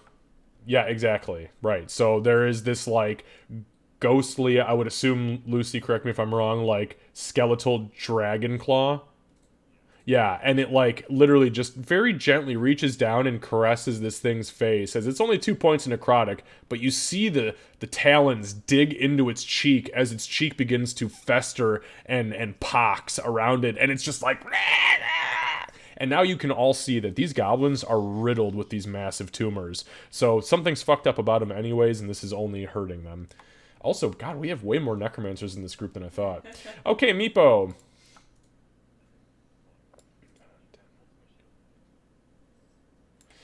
Yes. All right, that is going to be an attack on you. That's a 16. Does 16 actually hit you, or is it... It does hit? Okay. So that is going to be for 6 points of piercing damage. That goblin fires, and he ends his turn.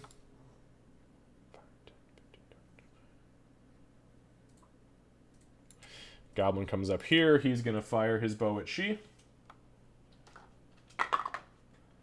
Thankfully, that's only a 9, so that is an arrow that flies wide and hits the wall.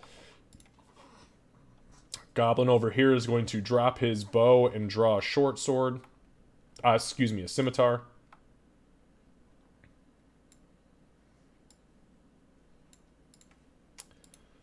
Do goblins have pack touches in?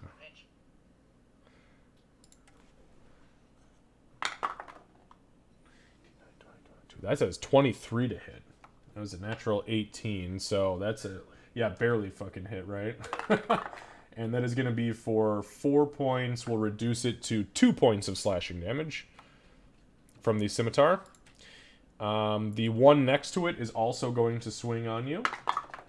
And that is a nat 1. No, that does not land.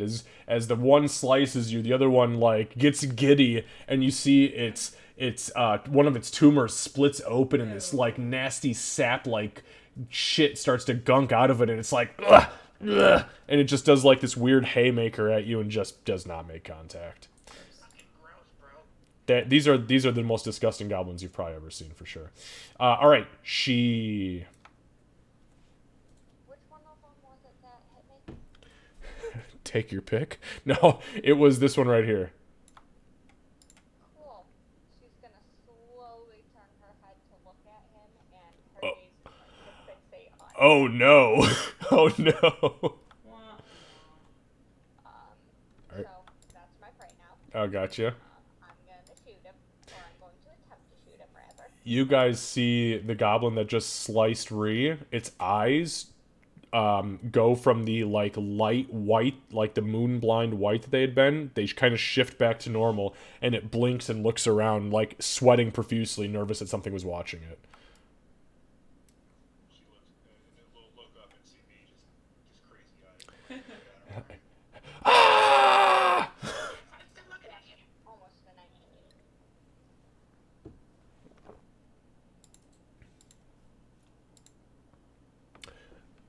13 was just what you needed.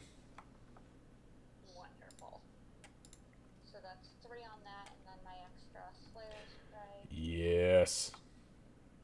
So that's 4. Did you roll minimum damage? Oh yeah, you did. That was all minimum. Minimum on everything. To be fair, you have been absolutely assaulted. I mean, somebody would take this to court and you would win some money. I mean, you have been straight up targeted. So this is, I get it. All right, you shoot it. But you shoot it just, I mean, there's 4 of them, and you're like, oh, fuck, everybody else has bolted on me. There's this feeling of, like, being alone, and as you fire, it catches this thing, like, in the guts, but it's like the guts that the goblin doesn't need to live, but it hurts. All right, anything else, She? Yeah, I'm gonna move. Yeah, time to get the fuck out of here. Get the fuck in here. I'm going to get myself some cover, and I'm actually not going into that room. Oh, I know where you're going. No, I like it. Yeah, we don't flee. We tactically retreat. I dig it. Does All it right. take an action to swap my weapons? No, it's part of your free action. Cool, then I'm gonna swap to a blade. Perfect. Okay. My blades, rather. And then I just wait. All right. Ree. Alright, we will saddle up to this individual here. The one she had her eyes on earlier. And she will attempt to bash its brains. Okay. They will not like this, but no, unfortunately, like, as you swing down at it, it throws up that shield and just, I mean, literally grovels underneath the weight, and it shudders underneath your weight, but you're like, man, it just doesn't swing the same way that the wooden table leg did. It's so different, but you're getting it. It's that one-handed thing. It's a little bit weird. It's very strange, especially having something in your offhand to help with blocking and defense. It's strange. Doc. Doc's gonna move up here and then do some attacking.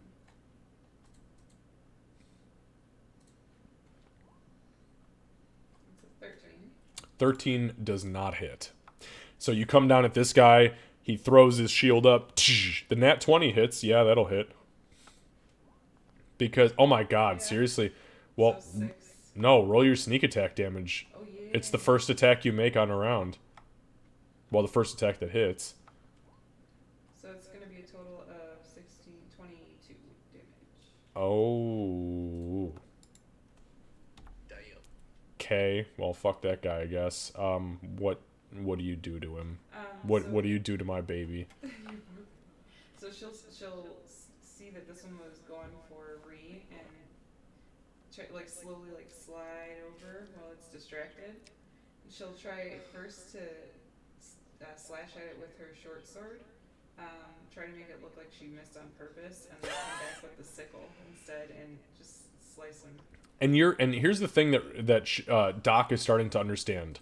I fucking suck at blades, but this sickle thing, it's like I was meant to harvest wheat in Russia. Like, I am just so good at it. I mean, you know, Russians, it's got the sickle and the hammer.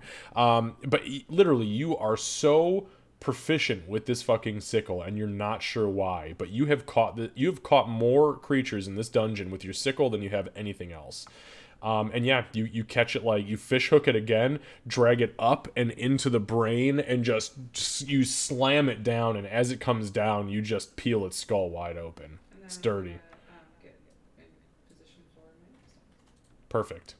I'm watching this door too. All right.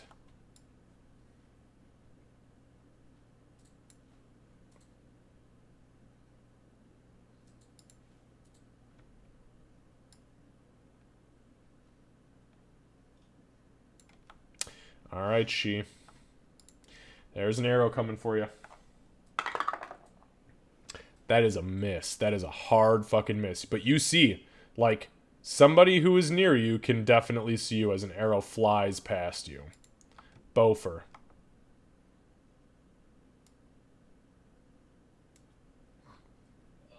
Give me 1 quick second.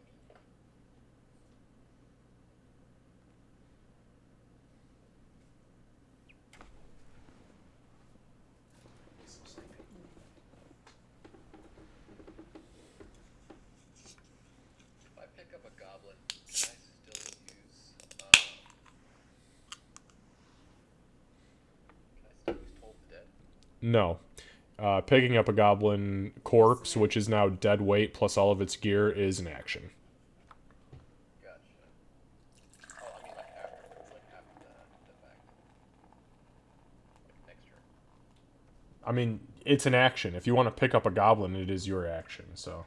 Does Toll the Dead require a somatic component? Let's see. It's verbal or somatic. No, it's verbal and somatic. If it's got both of the components. Now, the other thing to consider is that you cannot use any spell that requires somatic components when you have a shield and a weapon equipped. You have to unequip those and put those back on.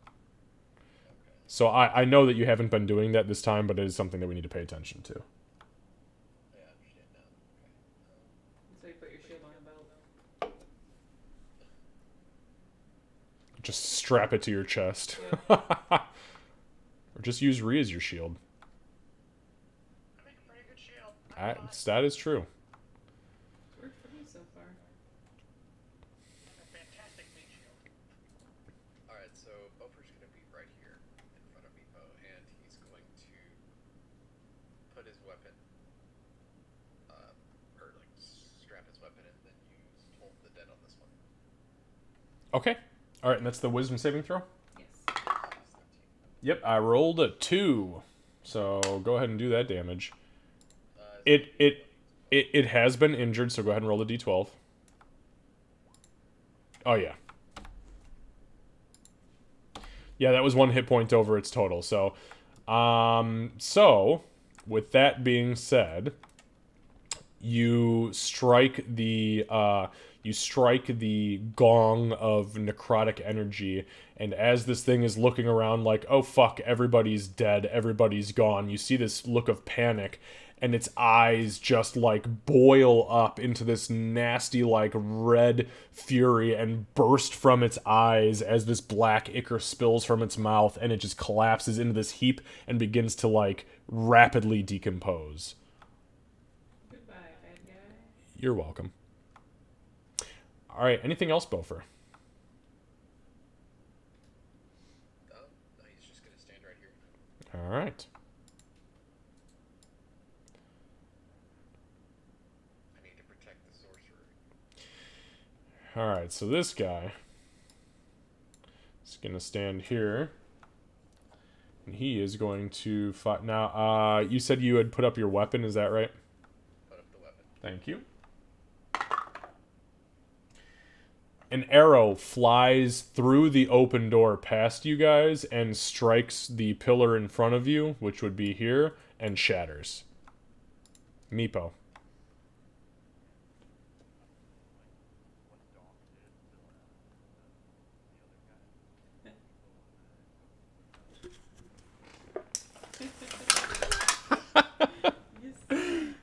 Don't fuck with this kobold, folks.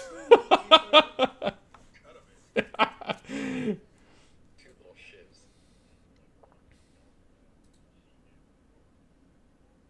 Oh god.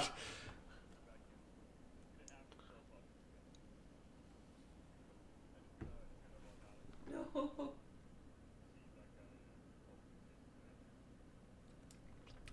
Yeah, you see that there are literally like 4 goblins in this room that are slowly starting to surround this door, and one of them that's aiming up towards the northern cavern, and she is nowhere to be seen. But there is a very active blood trail leading from like this room to the north. Like big, like no, but like you don't even need to roll a survival check. There's a blood trail. She ain't doing well.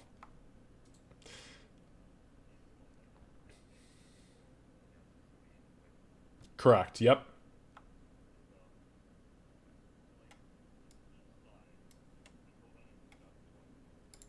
Because fuck this guy. Shake, shake, shake. This is prison, bitch.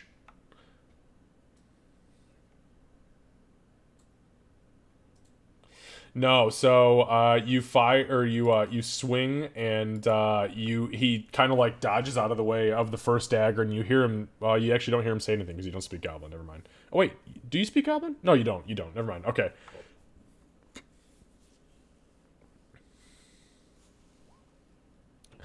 That's all right. You give him 2 good like liver shivs, and he just like dodges out of the way as he reaches for another arrow, and you see his hand is shaking now. He's like, "Oh, who the fuck is this guy?"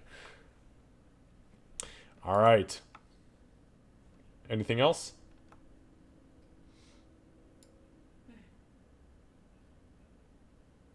All right. So the goblin down in this.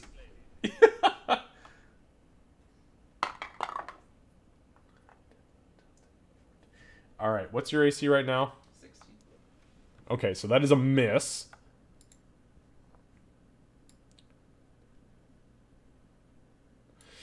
This goblin runs up here. He turns and draws his short bow, and he's going to fire at you as well, Meepo. That is a hit. It's only for 5 points of piercing damage, but he does get into line. As the one arrow clatters above you, you kind of like wince under it as you've got your 2 daggers out, and the second one just barely grazes your shoulder, but draws blood deeply. All right, so make sure you on your model, do me a favor, on your character token, mark that off. She. With Meepo's there, do I still have line of sight? You do, but he is giving cover to that guy technically. But yes, you can see that guy clear as fuck, and he is your target. Like you see his heat signature. Yep, I'm going to grab my bow. I'm going to knock fire. Oh, okay, go ahead and give me an attack roll, please. I have it. 15.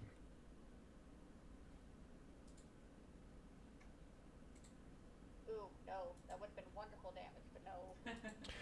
Yeah, unfortunately, not quite. It does clatter, and Meepo, you seeing the first arrow clatter off the wall next to you, the second arrow grazes you, a third arrow comes from behind you and shatters against the wall behind you, actually sending splinters kind of like onto you and the goblin, and you both kind of wince and look at it like, where the fuck did that come from?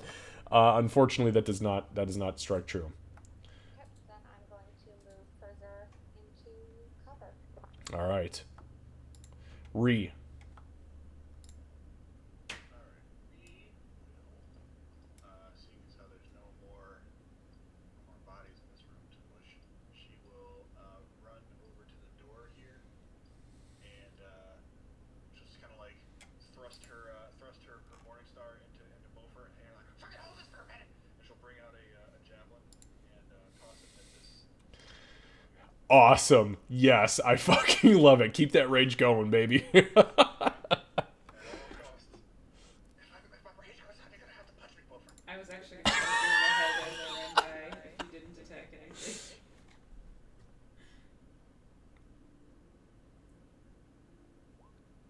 Oh yeah. Oh yeah, that hits. Oh yes. I said 6 points of piercing damage. So the javelin leaves your hand, and you see it kind of doing like the wobble as javelins do, because it's kind of unstable. But it hits this goblin. I mean, literally like through the bow, like it goes through where the actual wood and the string of the bow land, and catches it in the midsection, pierces it all the way through, like all the way through. But it's standing there, like leaning back on the javelin, still just barely breathing. I got another one for you, asshole. All right, Doc. Doc's gonna come running out. 5, 10, 15, 20. I'm gonna use my feline ability. Do you have to move in a straight line for that? No, just No? double my speed until I stand Perfect. still. Until you stand still for one turn. Okay, excellent. And I'd like to Steps over us. attack this. She literally jumps over you guys in the doorway. She's in a party with all small people except for the half-orc. Just step over you. I'm going to attack this gentleman. All right.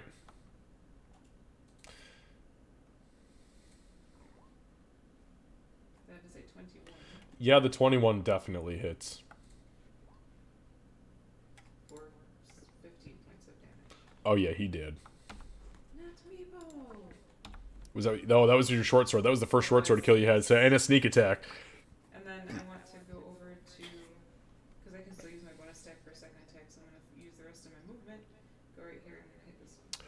So the way that works is when you use your attack action, you can then immediately use a bonus action. So yeah, it doesn't work. But you can still move if you'd like to, because you have the agility. I don't want to get into where they can smack me. Okay, understood. But yeah, you shove your short sword. This guy is so confused by what's happening right now. He thought he had the jump on you, and apparently he miscalculated severely. Bofer. Alright, so, Bree, how many javelins did you have on you? I got 2 more.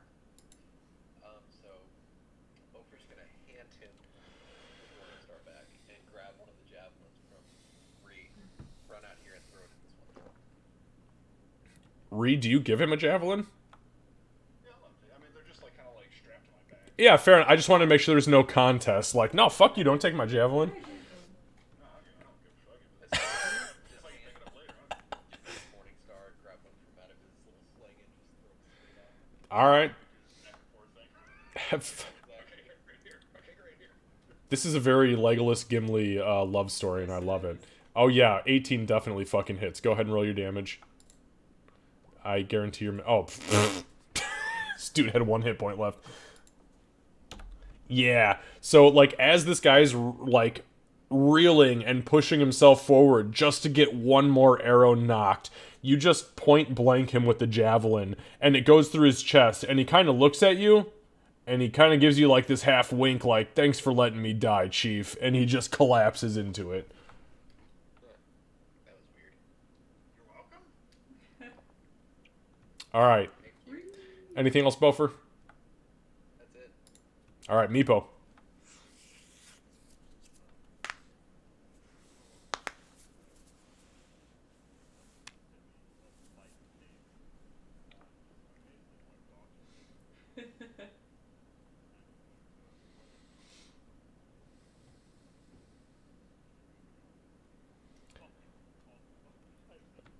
Now, just so you know, 30 feet is actually, you can get right into melee, because you were right here, right? 5, 10, 15, 20, 25. Yeah, 30 is... Yeah, diagonals still count. No. I mean, if you want to. If not, I mean, don't get me wrong. You feel free to throw as much as you want. Let's go throwing weapons. I'll take throwing weapons for $400, please. All right. Okay, yeah, go ahead and make your attacks. I say attacks because you are dual wielding. So no, the 8 definitely does not hit. You swing and he kind of jumps out of the way. I don't have a good feeling about this. The 14 does hit. Yes, it does, Meepo. That's okay. It's only a D4, but hey, a D4 is better than no D4, right? The first melee attack by Meepo. Please roll max. Oh, you rolled fucking max. You fucking kobold.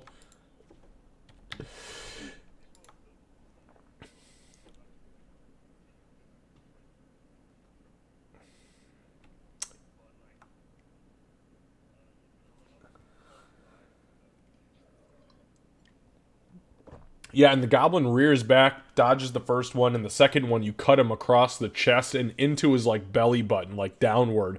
And he kind of looks at you like, what the fuck was that? As organs begin to pulsate underneath and blood just starts to spill out of him. He's still standing, but he's not doing well. You hear Doc in the background go, "That's my boy." Alright, that same goblin drops his short bow and draws his scimitar and grabs his shield really quick to throw it up to defend from you. And he is going to take an attack on you. I rolled a 2, so that's a 7 total. And you kind of like bound out of the way.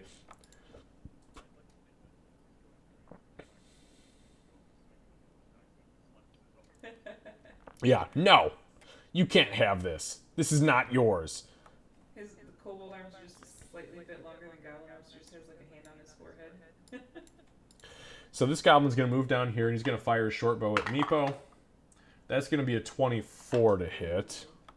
So that is going to hit. And that's going to be for 5 points of piercing damage as he fires the short bow, and you just kind of, you catch it in the shoulder and you're like, ah! She. I'm going to move. I'm going to designate the one down. I don't know how to do the pinging thing. Oh, you just click and, yep, you just click and hold. Sweet. I'm going to do the one to south as I pray, and then, yeah, we're going to fire. Perfect.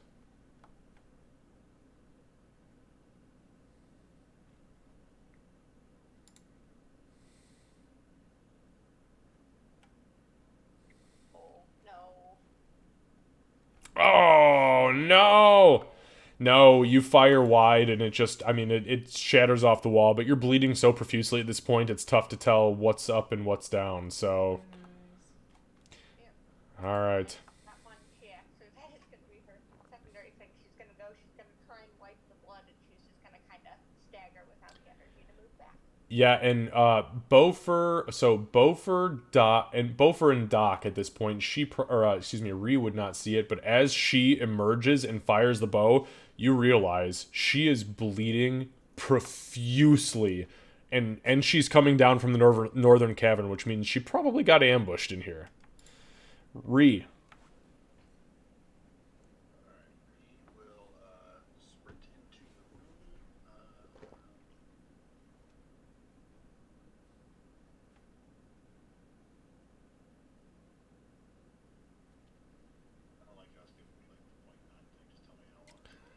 Yeah, it's each square is 5 feet, so.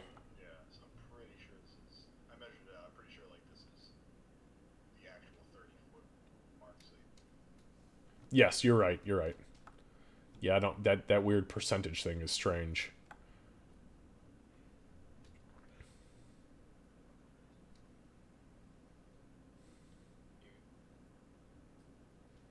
Fucking push the talk. Where did the body of the other goblin go down? Is right here. Like right above me. Yep. Could I yank out the javelin and throw it at this individual here? Or is that too many things to do? Like as she's like running by, I'd like to imagine her like just like yanking out the javelin from the corpse. In her range. I'll tell you what. Make an athletics check for me.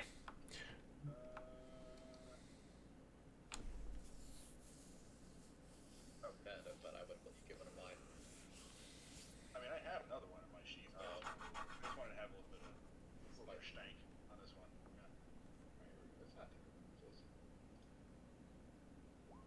Yeah. Nice. Easy. This thing is pinned to the floor by 2 javelins. You grabbed the one that Bofer threw and yanked it out. Like, I mean, he didn't even fucking try. He just finished the job. And yeah, you pull it out no problem. Beautiful. And I want to put it in this guy. All right, go ahead and give me an attack roll. You guys are fucking savage, and I love it. This is like some crazy Spartan level shit. You appear to be missing a javelin in your chest. Let me help you. on the ground. Oh, I wish you could have. It probably would have been better. No, actually, this is the best because I did attack, so it's still fine. Yeah, so unfortunately, it does not. It does not impact you. You yank it out, and as you do, it kind of tips backwards and sticks in the ground, and you're like, "Oh, fuck!" You're still holding it. You don't even get to throw it. All right, Doc. I'm gonna go right here and slash at that one. Okay. Ooh, that was almost a 1. 12. Just barely missed. Unfortunately, as you come down, the shield comes up and dunk, and a 6 definitely misses. Okay. As you swipe down, yeah, chunk. So I have a question for you. Yes. So I can dual wield daggers technically. Can I throw a dagger? Can I throw 2 daggers if I'm dual wielding them? With my action and my bonus? Yes, you can. If it has the property thrown. Yeah, it does. Yeah. So as long as it has the property thrown and the property light, which means that you can dual wield them, then you can throw 2 in a turn. Okay, noted. Just I was Yep. thinking about that. And just for clarification, anybody who's watching any of the Critical Role stuff right now, the only reason that Vax can dagger is because he had 2 attacks, and one of those was dual wielded. Yeah. So, yep. Okay, that is all that I will do. All right. Bo, for what you gonna do, boo-boo? Alright, so I'm gonna go 1, 2, 3, and hold it. Perfect. That's a wisdom saving throw. That is a 15. So, yeah, you toll the dead, and there is this gong, and you see his jaw kind of reverberate, but you see him shake it off.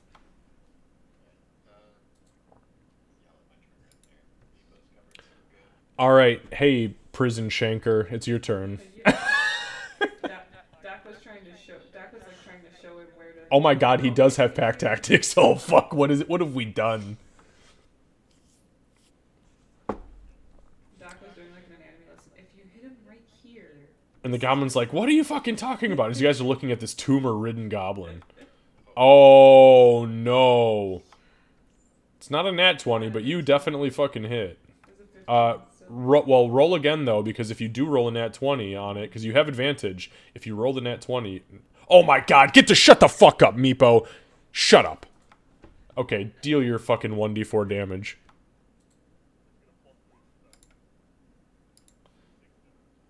So, you have...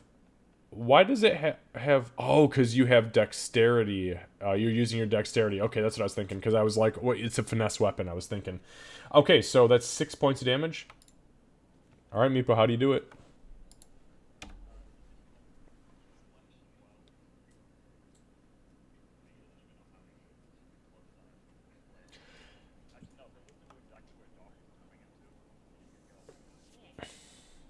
Yeah, and you do. You land the blow perfectly. I mean, you stab him right in the third rib above the right lung, and as you pull the dagger out, he spits blood in your face.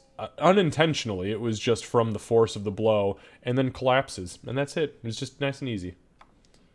Alright. And you're going to throw the knife at the second one. Perfect. What's the range on a dagger? 20? It's 20, yeah. 20? Perfect. Yep, go ahead and make your roll. He's exactly 20. He's gonna do this in an arch. It is not with pack tactics, though. Oh my god. Yeah, the 21 going to hit. Yes, sir, it is. What the fuck, man? Kobolds are nasty. We done did it, Meepo. Oh, good. You know what? Thank you. I appreciate that integrity.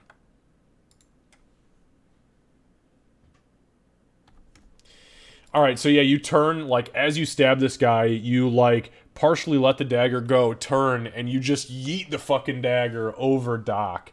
And as you do so, it kind of... And Doc and the goblin are both as surprised as you are, as it kind of skims his cheek and cuts him.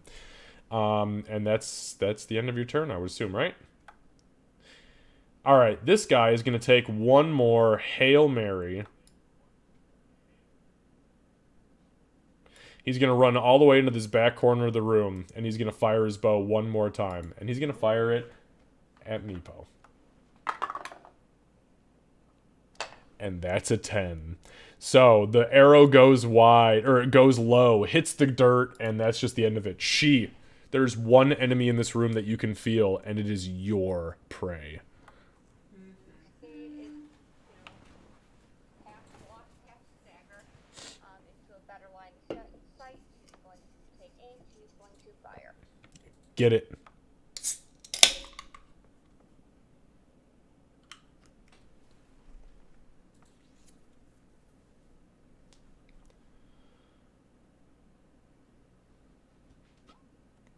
Oh, yeah. All right. She is ending this fight. How are you doing it, She? Go ahead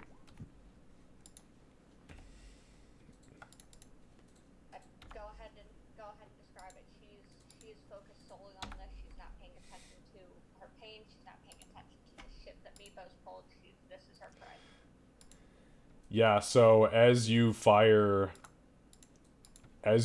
that last arrow, it sails true through the air, and now all four of you standing here with only one adversary, and she, who is literally staggering, limping, and coughing blood at the same time, draws back.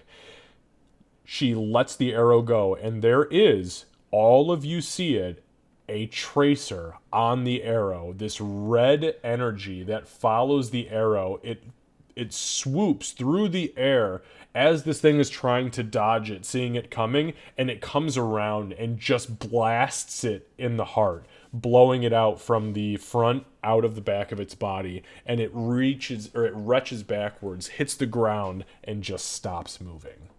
And that is effectively combat over at this point, you guys. You have... This was the craziest way I've ever seen this encounter go. So what I'm going to do really quickly, I'm going to take a quick bio break. You guys are more than welcome to roleplay while this happens, so bear with me for just a moment.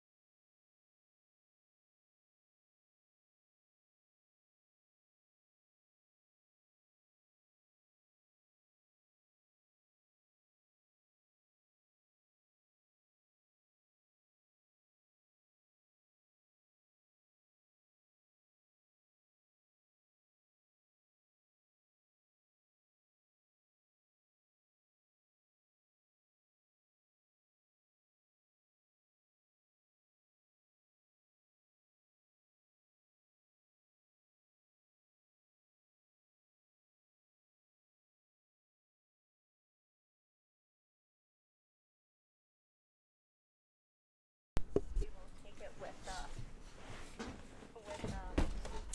somber air, like she understands the importance of that. Also, Kevin, how much did you feel? I brought you guys with me while I peed, and I know that's weird, but yes, I did. That's okay. I feel like I didn't. It's the DM stuff. You've got to do something. You got to make a sacrifice. But yes, I did hear that. That was the last first level spell that you had. Is that right? Nope, I still have one left. Okay, disregard.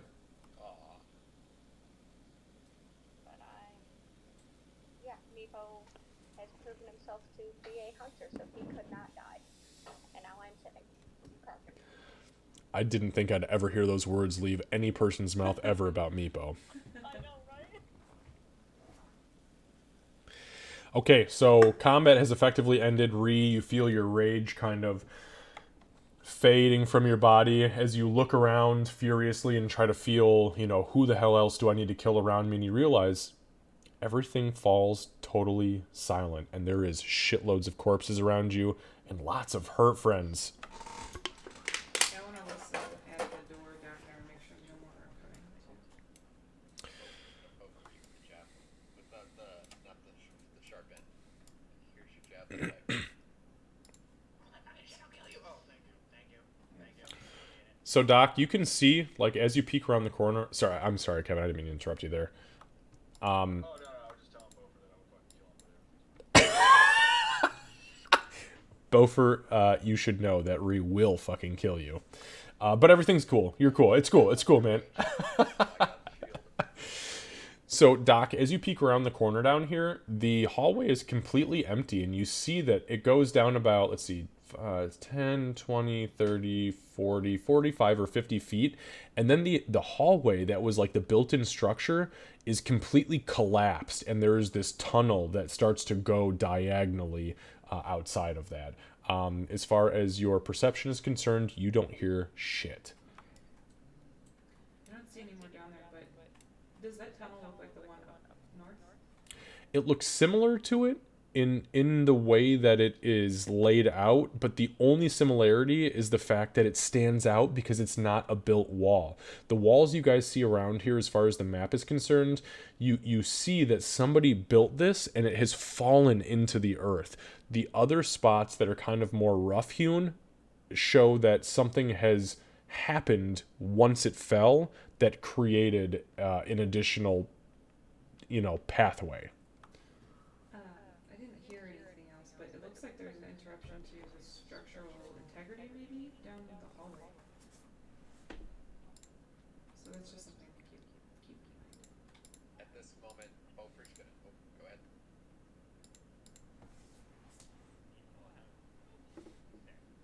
Oh, go ahead. The wall is broken over there. Alright, so where are we going? Are we going to, I'm gonna point to the east, I'm gonna point to the south. Well, there's a lot to cover in the east, Paul, and that door's broken down, so maybe we start there. Alright. Before we go anywhere, I guess Reed would like to take a look at one of the goblins, the goblin's body that's just like completely skewered with all the javelins, and just well, for one thing, she wants to take out the additional javelin and kind of like put it back into her. Whenever she. Yeah, I'm gonna be searching for bolts. Thank you. All right, give me 1 second here. I'm going to roll some dice. So, the additional javelin is in functional condition, and Candace, you shot what? Was it 2 bolts?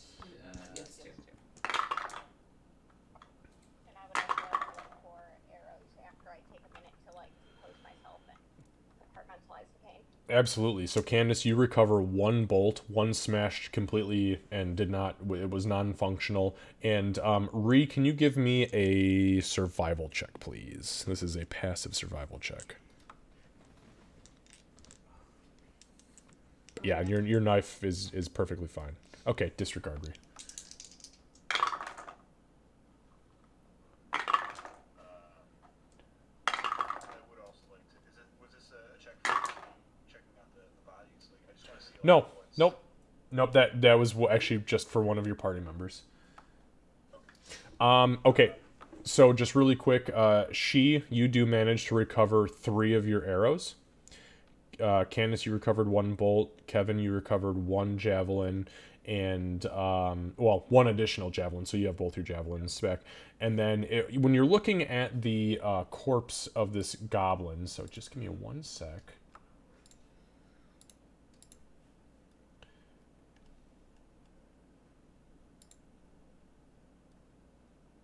Okay, go ahead and give me a medicine check. I'm very good at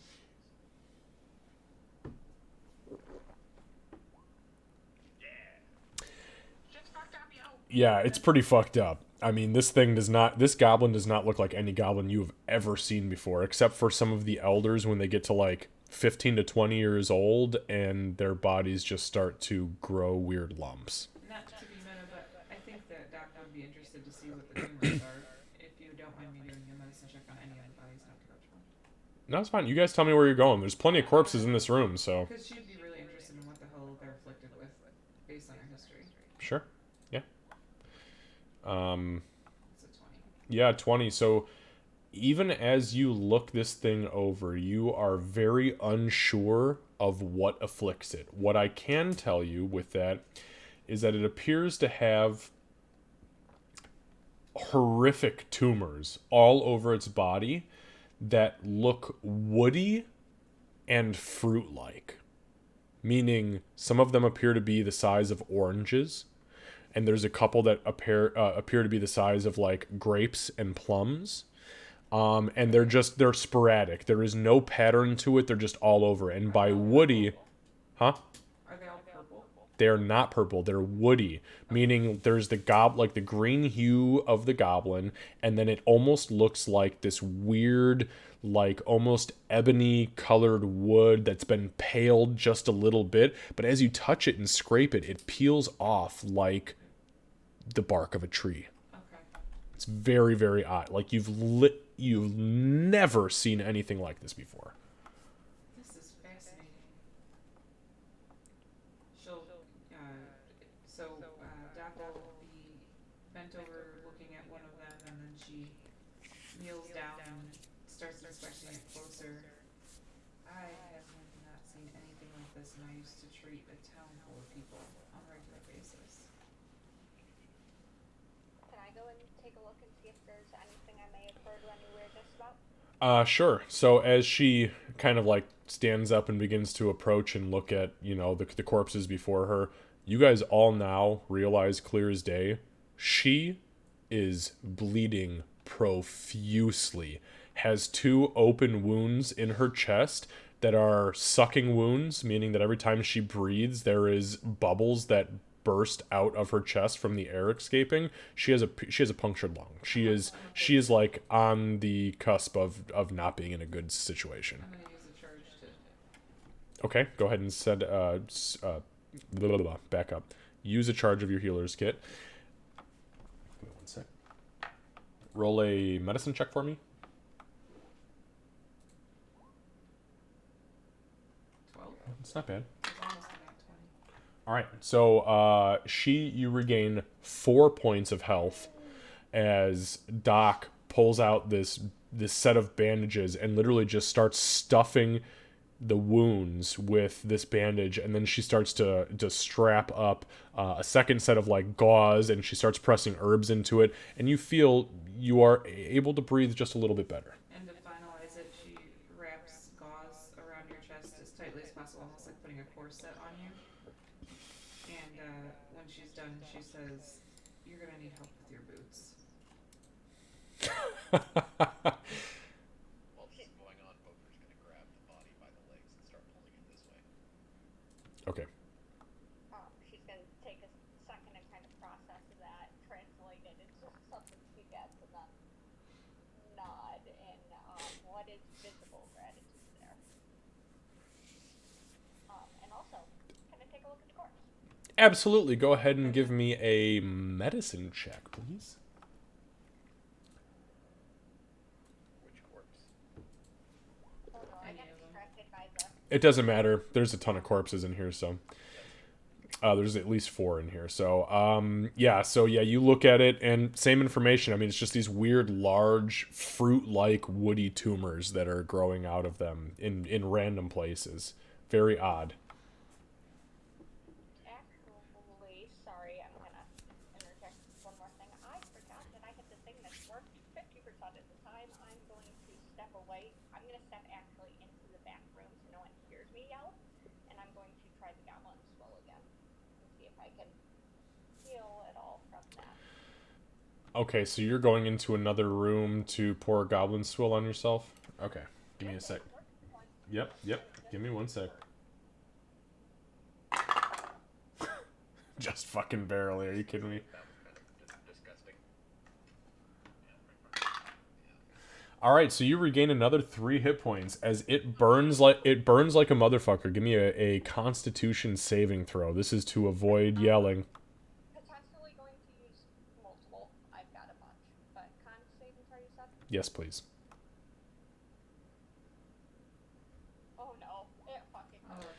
Yeah, no, that it was like definitely pouring like a mixture of goblin piss and vodka on a sucking chest wound. As you do so over Doc's bandages, and as it seeps in, you guys hear this just guttural roar from the cavern to the north of you, but you do regain the 3 hit points. Doc actually would run that way, and once she sees kind of what's happening, she'll turn and almost guard the.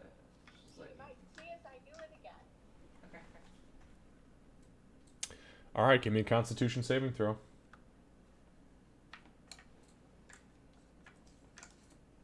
Nope, it still fucking hurt. It hurt real bad, but this time it was really successful, and actually it healed too, but the die was higher, I promise you. So you gain another 2 hit points from the Goblin Swill. Did I tell you how many charges you had on this, by the way? I think you gave her a number that she Well, I collected. like gotten specific things. 1 second, I can see my numbers. I know the answer. Okay.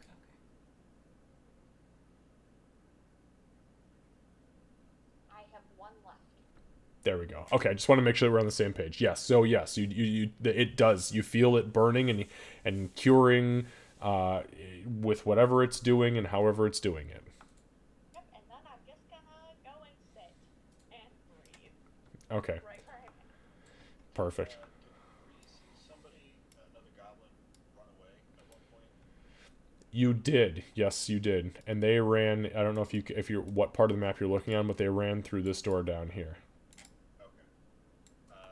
Yeah, Ree will pipe up like, oh fuck!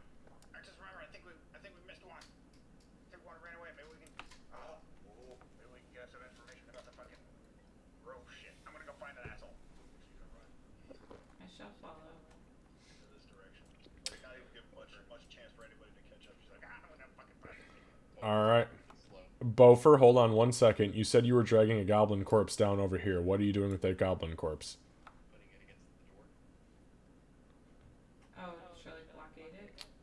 Oh, okay, fair enough. All right, give me 1 second here. We're gonna, as you guys are coming over here, yep, Ree, you are right where you need to be for this. I assume I'd be a little behind. There you go. Ree, you push the door open and you enter. Give me just 1 second here. So this room is completely empty. There is a caved-in back wall that leads to a natural rift in the earth. I found a natural rift in the earth over here, guys. I think that little asshole must run this way now. Fuck you. All right, and you're gonna keep moving, I'm assuming, trying to hunt him down. I'll just try to get inside. And follow behind. All right, so Ree begins to run down the rift in the earth. I'll holler back, get the ranger! He's gonna waddle back over here out of breath. Beat both all of them. Yeah, Bofer is not moving very fast, you guys. He is very encumbered right now. And so Ree, you run down, and as you get to this point where you're at right now, you look to the north and realize that the door is wide open, and it leads back into the room you guys were just in. Shit, okay. So that's how they got in there. And give me 1 second, I'll give you a little bit more visibility on the map here.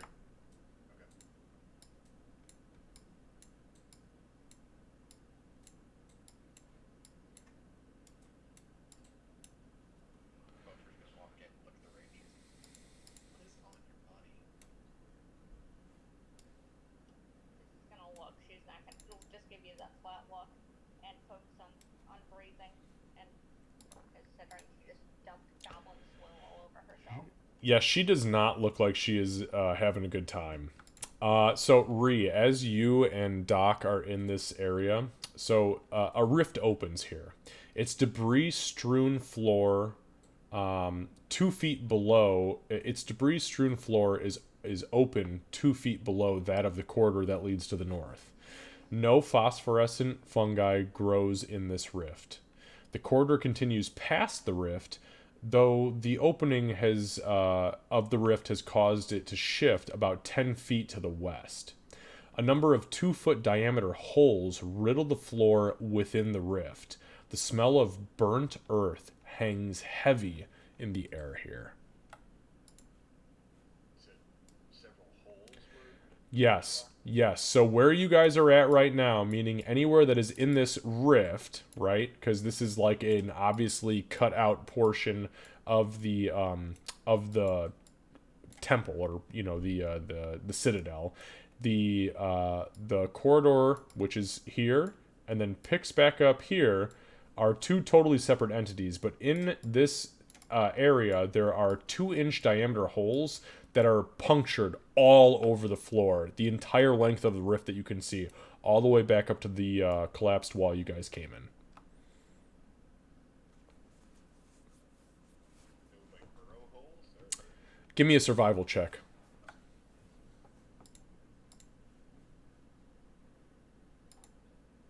Okay.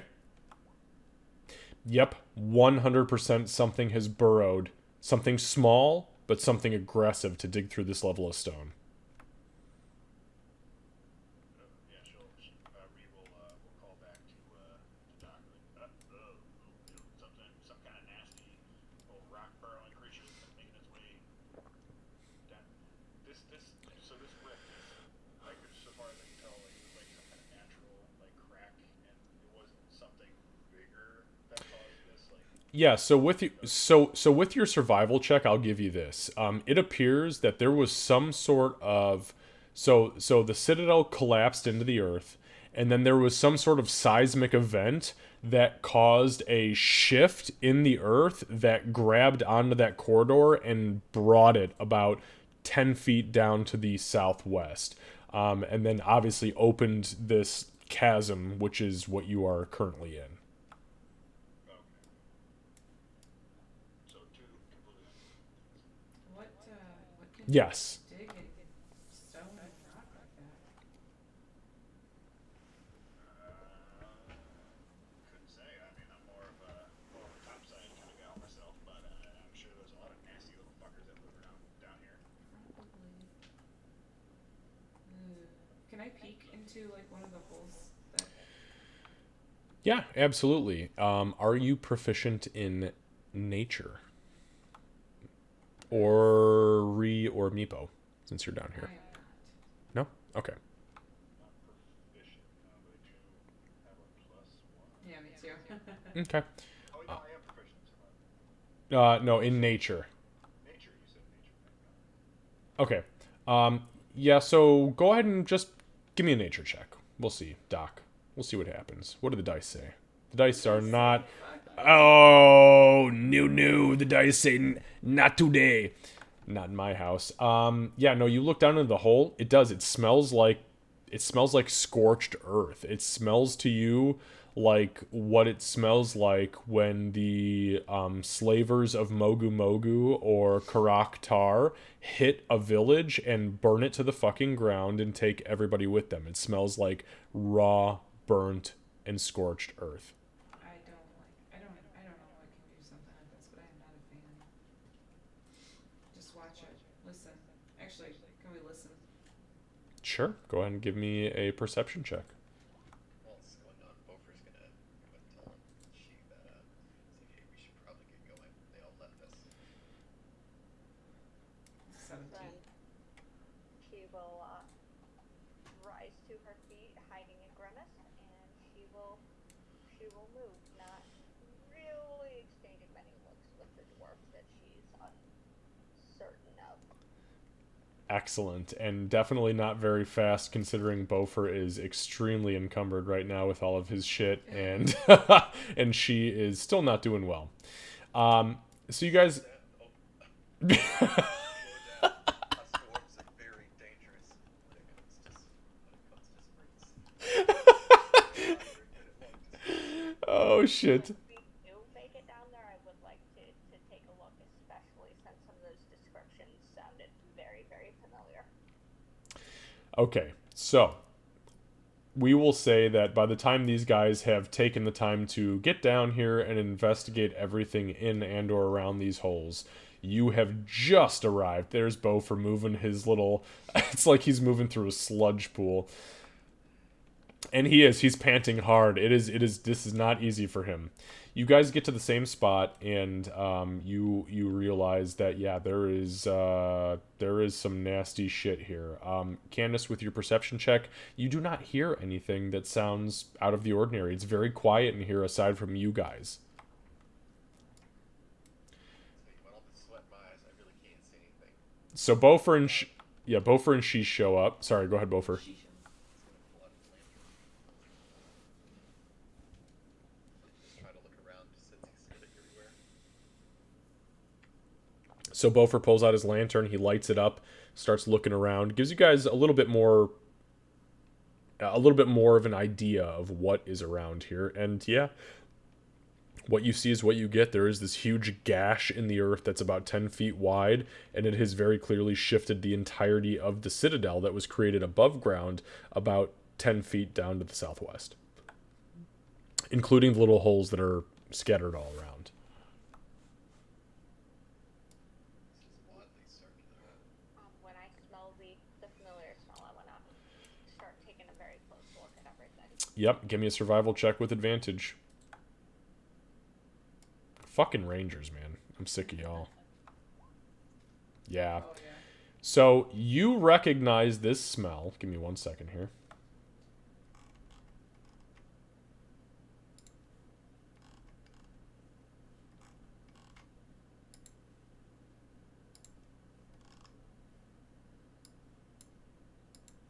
Bear with me for one moment.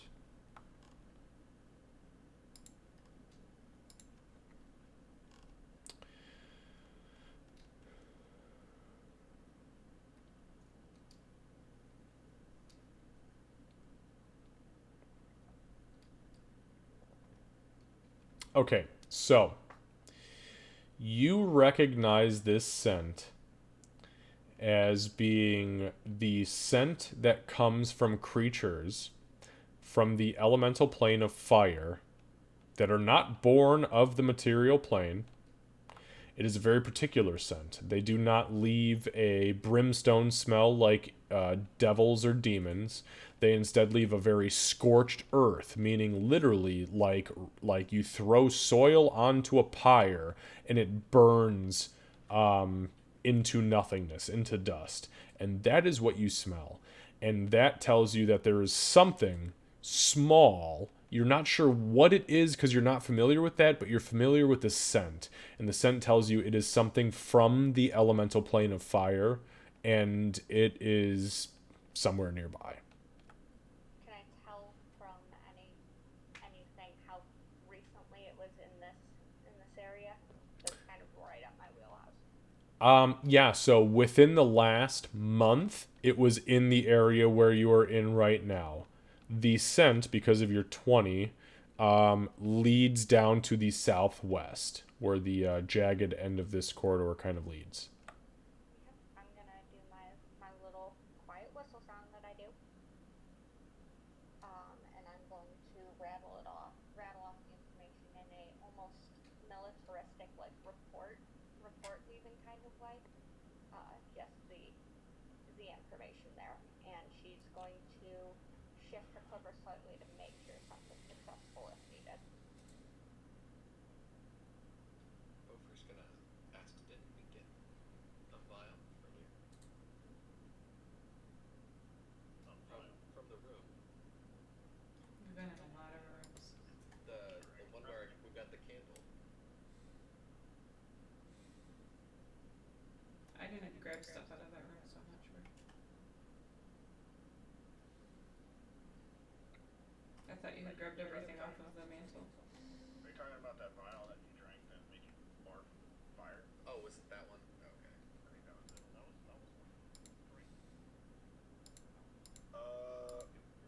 Are you talking about the crystal flask with the liquid, the carbonated-ish liquid with the red cinnamon smell that we didn't identify all the way? Yeah, probably. Yeah. You want me to smell it and see if I know what it is? You've already tried that. Yep, you were the one. I've got it. Sorry, I've got it. I apologize. I've got it written down. You want me to try it? I'm really good. I thought that someone did. Okay, never mind. I'm trying to remember like everything we got because it was red, right? I will tell you right now, if you have it, I have already told you to put it in your inventory, so if nobody actually has what you think you have, then you don't have it. I do check you guys each week, so. Holding up a hand for them to be quiet for a second, I'm gonna go and like listen with the capital elements served us well so far. Okay. Go ahead and make a perception check, please. One this time. Or an 8, not great. Okay. No, I mean that's not excellent, but it's not bad. No, you don't hear anything that stands out. You don't hear anything that's strange. And then my weird question, are there any, even like benign animals or signs of animals in the area? Make a survival check.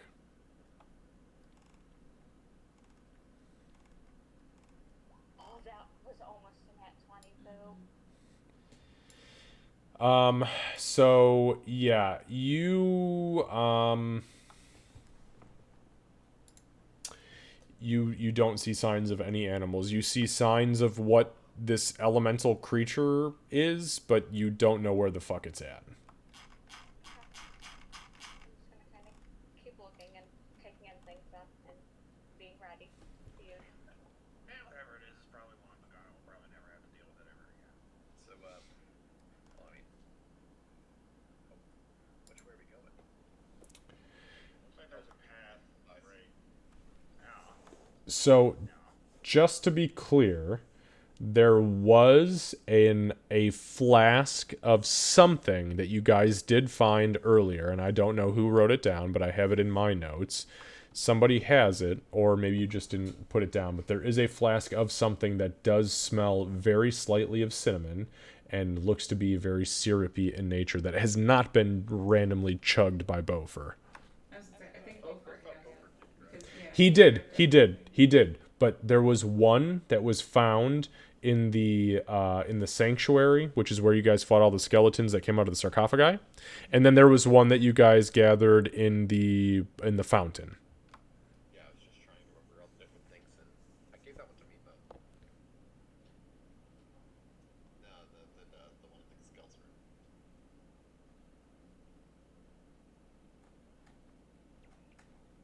I don't remember that either, but it doesn't mean it maybe didn't happen. I guess we could have missed it. Oh, because he tried identifying it. oh, that's right. No, yeah. It was the candle. 100%. I remember it was the candle, and Okay. he knew that it was something magic. Cool. Okay. So Bofer, go ahead and put that in your inventory. Understood. And I'm going to move forward a little bit and peer into this first little outcropping, this first hallway. All right. So, give me 1 second. Bow drawn and ready, of course. So, I will give you that. That is what you see. You see the hallway go down about 25 feet and then turn sharply to the east before obviously becoming another hallway, another sub-hallway. Now, on that note, it is 10:07, so I think that we are going to probably end it here so that we don't accidentally go over our time. Just bear with me for 1 second. I do need to write something down. If there's any minuscule roleplay that needs to happen right now, please do so.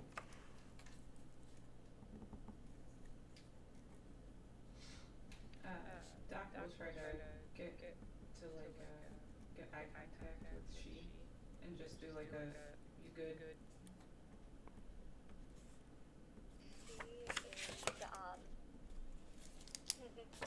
She's retreated into a part of herself where she is functional on a, like, I'm gonna go back to the militaristic level where she is pushing through. She's definitely still bloodied. And she's in full business, like, this hunt will be completed, though not very much left before, but she's blocking shit out. Does she actually make eye contact or no? Yeah, she'll make eye contact.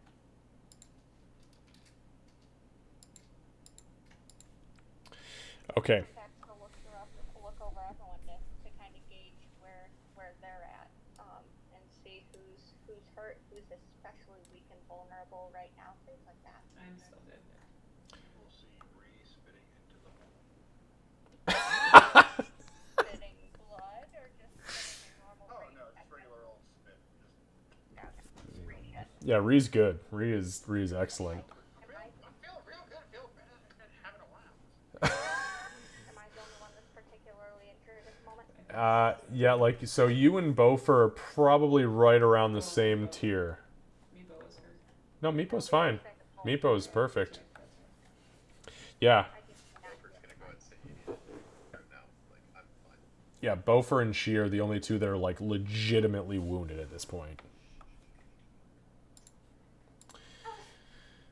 Okay. On that note, you guys, we'll go ahead and end tonight. So, just so you guys know, Candace's birthday is tomorrow. So, Thank you. she getting old on me. My old lady over here. She's gonna be a full year older than me, even though it's only 6 months. Yeah, I may die in my sleep tonight. So, all right, guys. As always, I appreciate you guys being here and hanging out. We got. I feel like we didn't get a lot done, but we always get so much meaningful things done when we play, and I fucking love that about this team. Did So. kill, like, 11 This one was a lot of combat. There was a lot of fucking goblins. To be fair, I don't think you guys totally understood what was about to happen inside that room. So, but now that we have figured it out, oh god, who is? Sorry, I've got people in stream doing all. Oh my god, Hex! Sorry, I just got a X-rated. like a 9-person raid. Right. I'm so sad that it's always at the end. Like, here we go, 10 minutes over, and that's what I get. That's okay. All right, guys. We will definitely be back next week as long as everybody's still feeling good about next week on Sunday, same time, same place. Okay, I'm thinking. The window where I'm like maybe 5 minutes late, but for the same reasons I talked to you about before. Yeah, and honestly, that's no problem, Kat, whatsoever. I mean, 5-10 minutes. We usually start like 15-20 minutes after 7, so it's not a big deal. Gives her a chance to leave the baby down. Yeah, absolutely, absolutely. We won't talk about that one time. We will never talk about the one time. All right.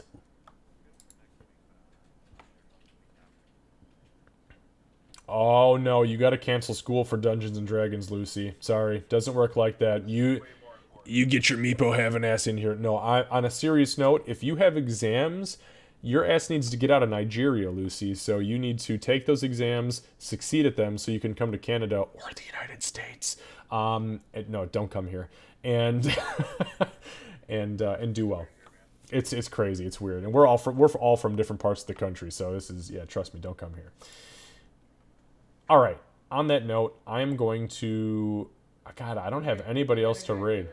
Oh, who did I get? Seru guided the raid. Where are we going, Seru? Hang on one second. All right, hang on one sec. All right, guys. I appreciate y'all being here. And, yeah, we'll be jumping into it. So we've got... Oh, my goodness. That's a hell of a name. Happy birthday, Candace. Thank you. And it is Candace's birthday. Thank you.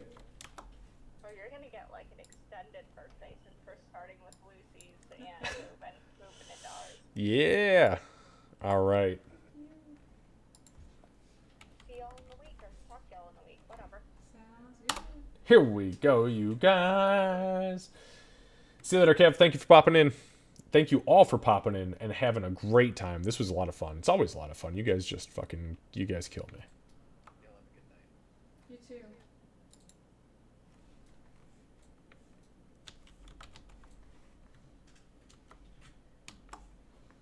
You already have a raid in progress. Did I already raid? I don't think so. Weird. It says you have a raid in progress. Oh yeah, yeah. It says raids over. Yeah, it's there. Where? It's just above where Sarah said "Happy birthday, you wonderful person." I know, but I don't see it on my screen. Like, nobody can come with me on the raid. That's really weird.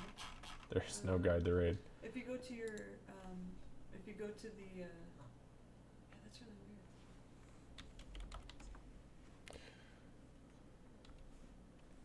I've never seen it before. It says invalid username. It just won't take me. Their stream popped in and she died.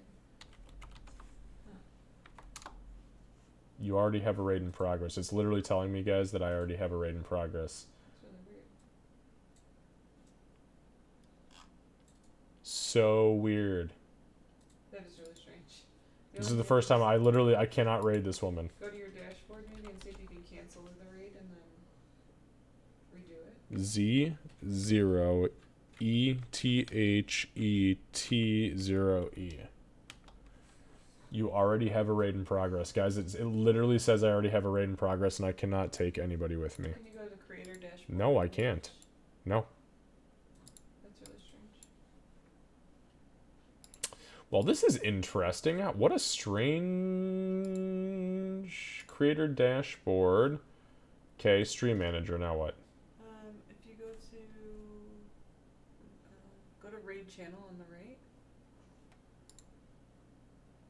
and try typing it there.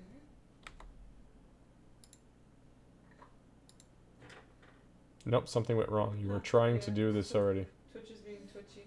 Alright guys, Twitch is being twitchy. Unfortunately, we cannot do that. So I guess I just have to end my stream awkwardly with like all these fucking people hanging out. Let's see. See. Hang on, I'm gonna try something out. I'll be right back. Oh. Hey, I'm back.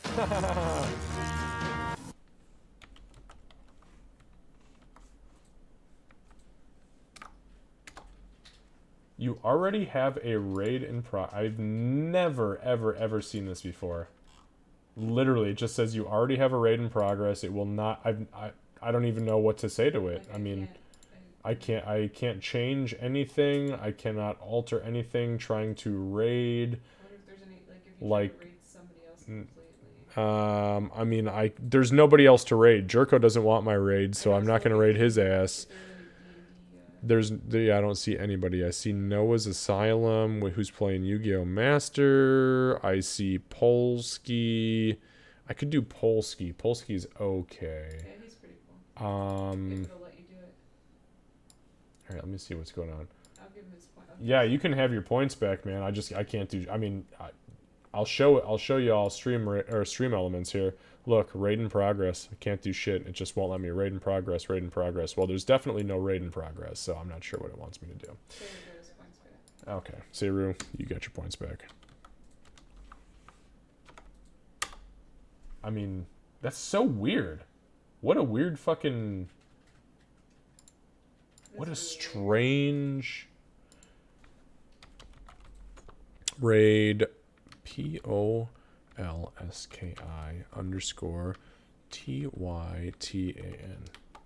Nope. Oh, I can. That's weird. I can raid. Yeah, that's really I can raid him.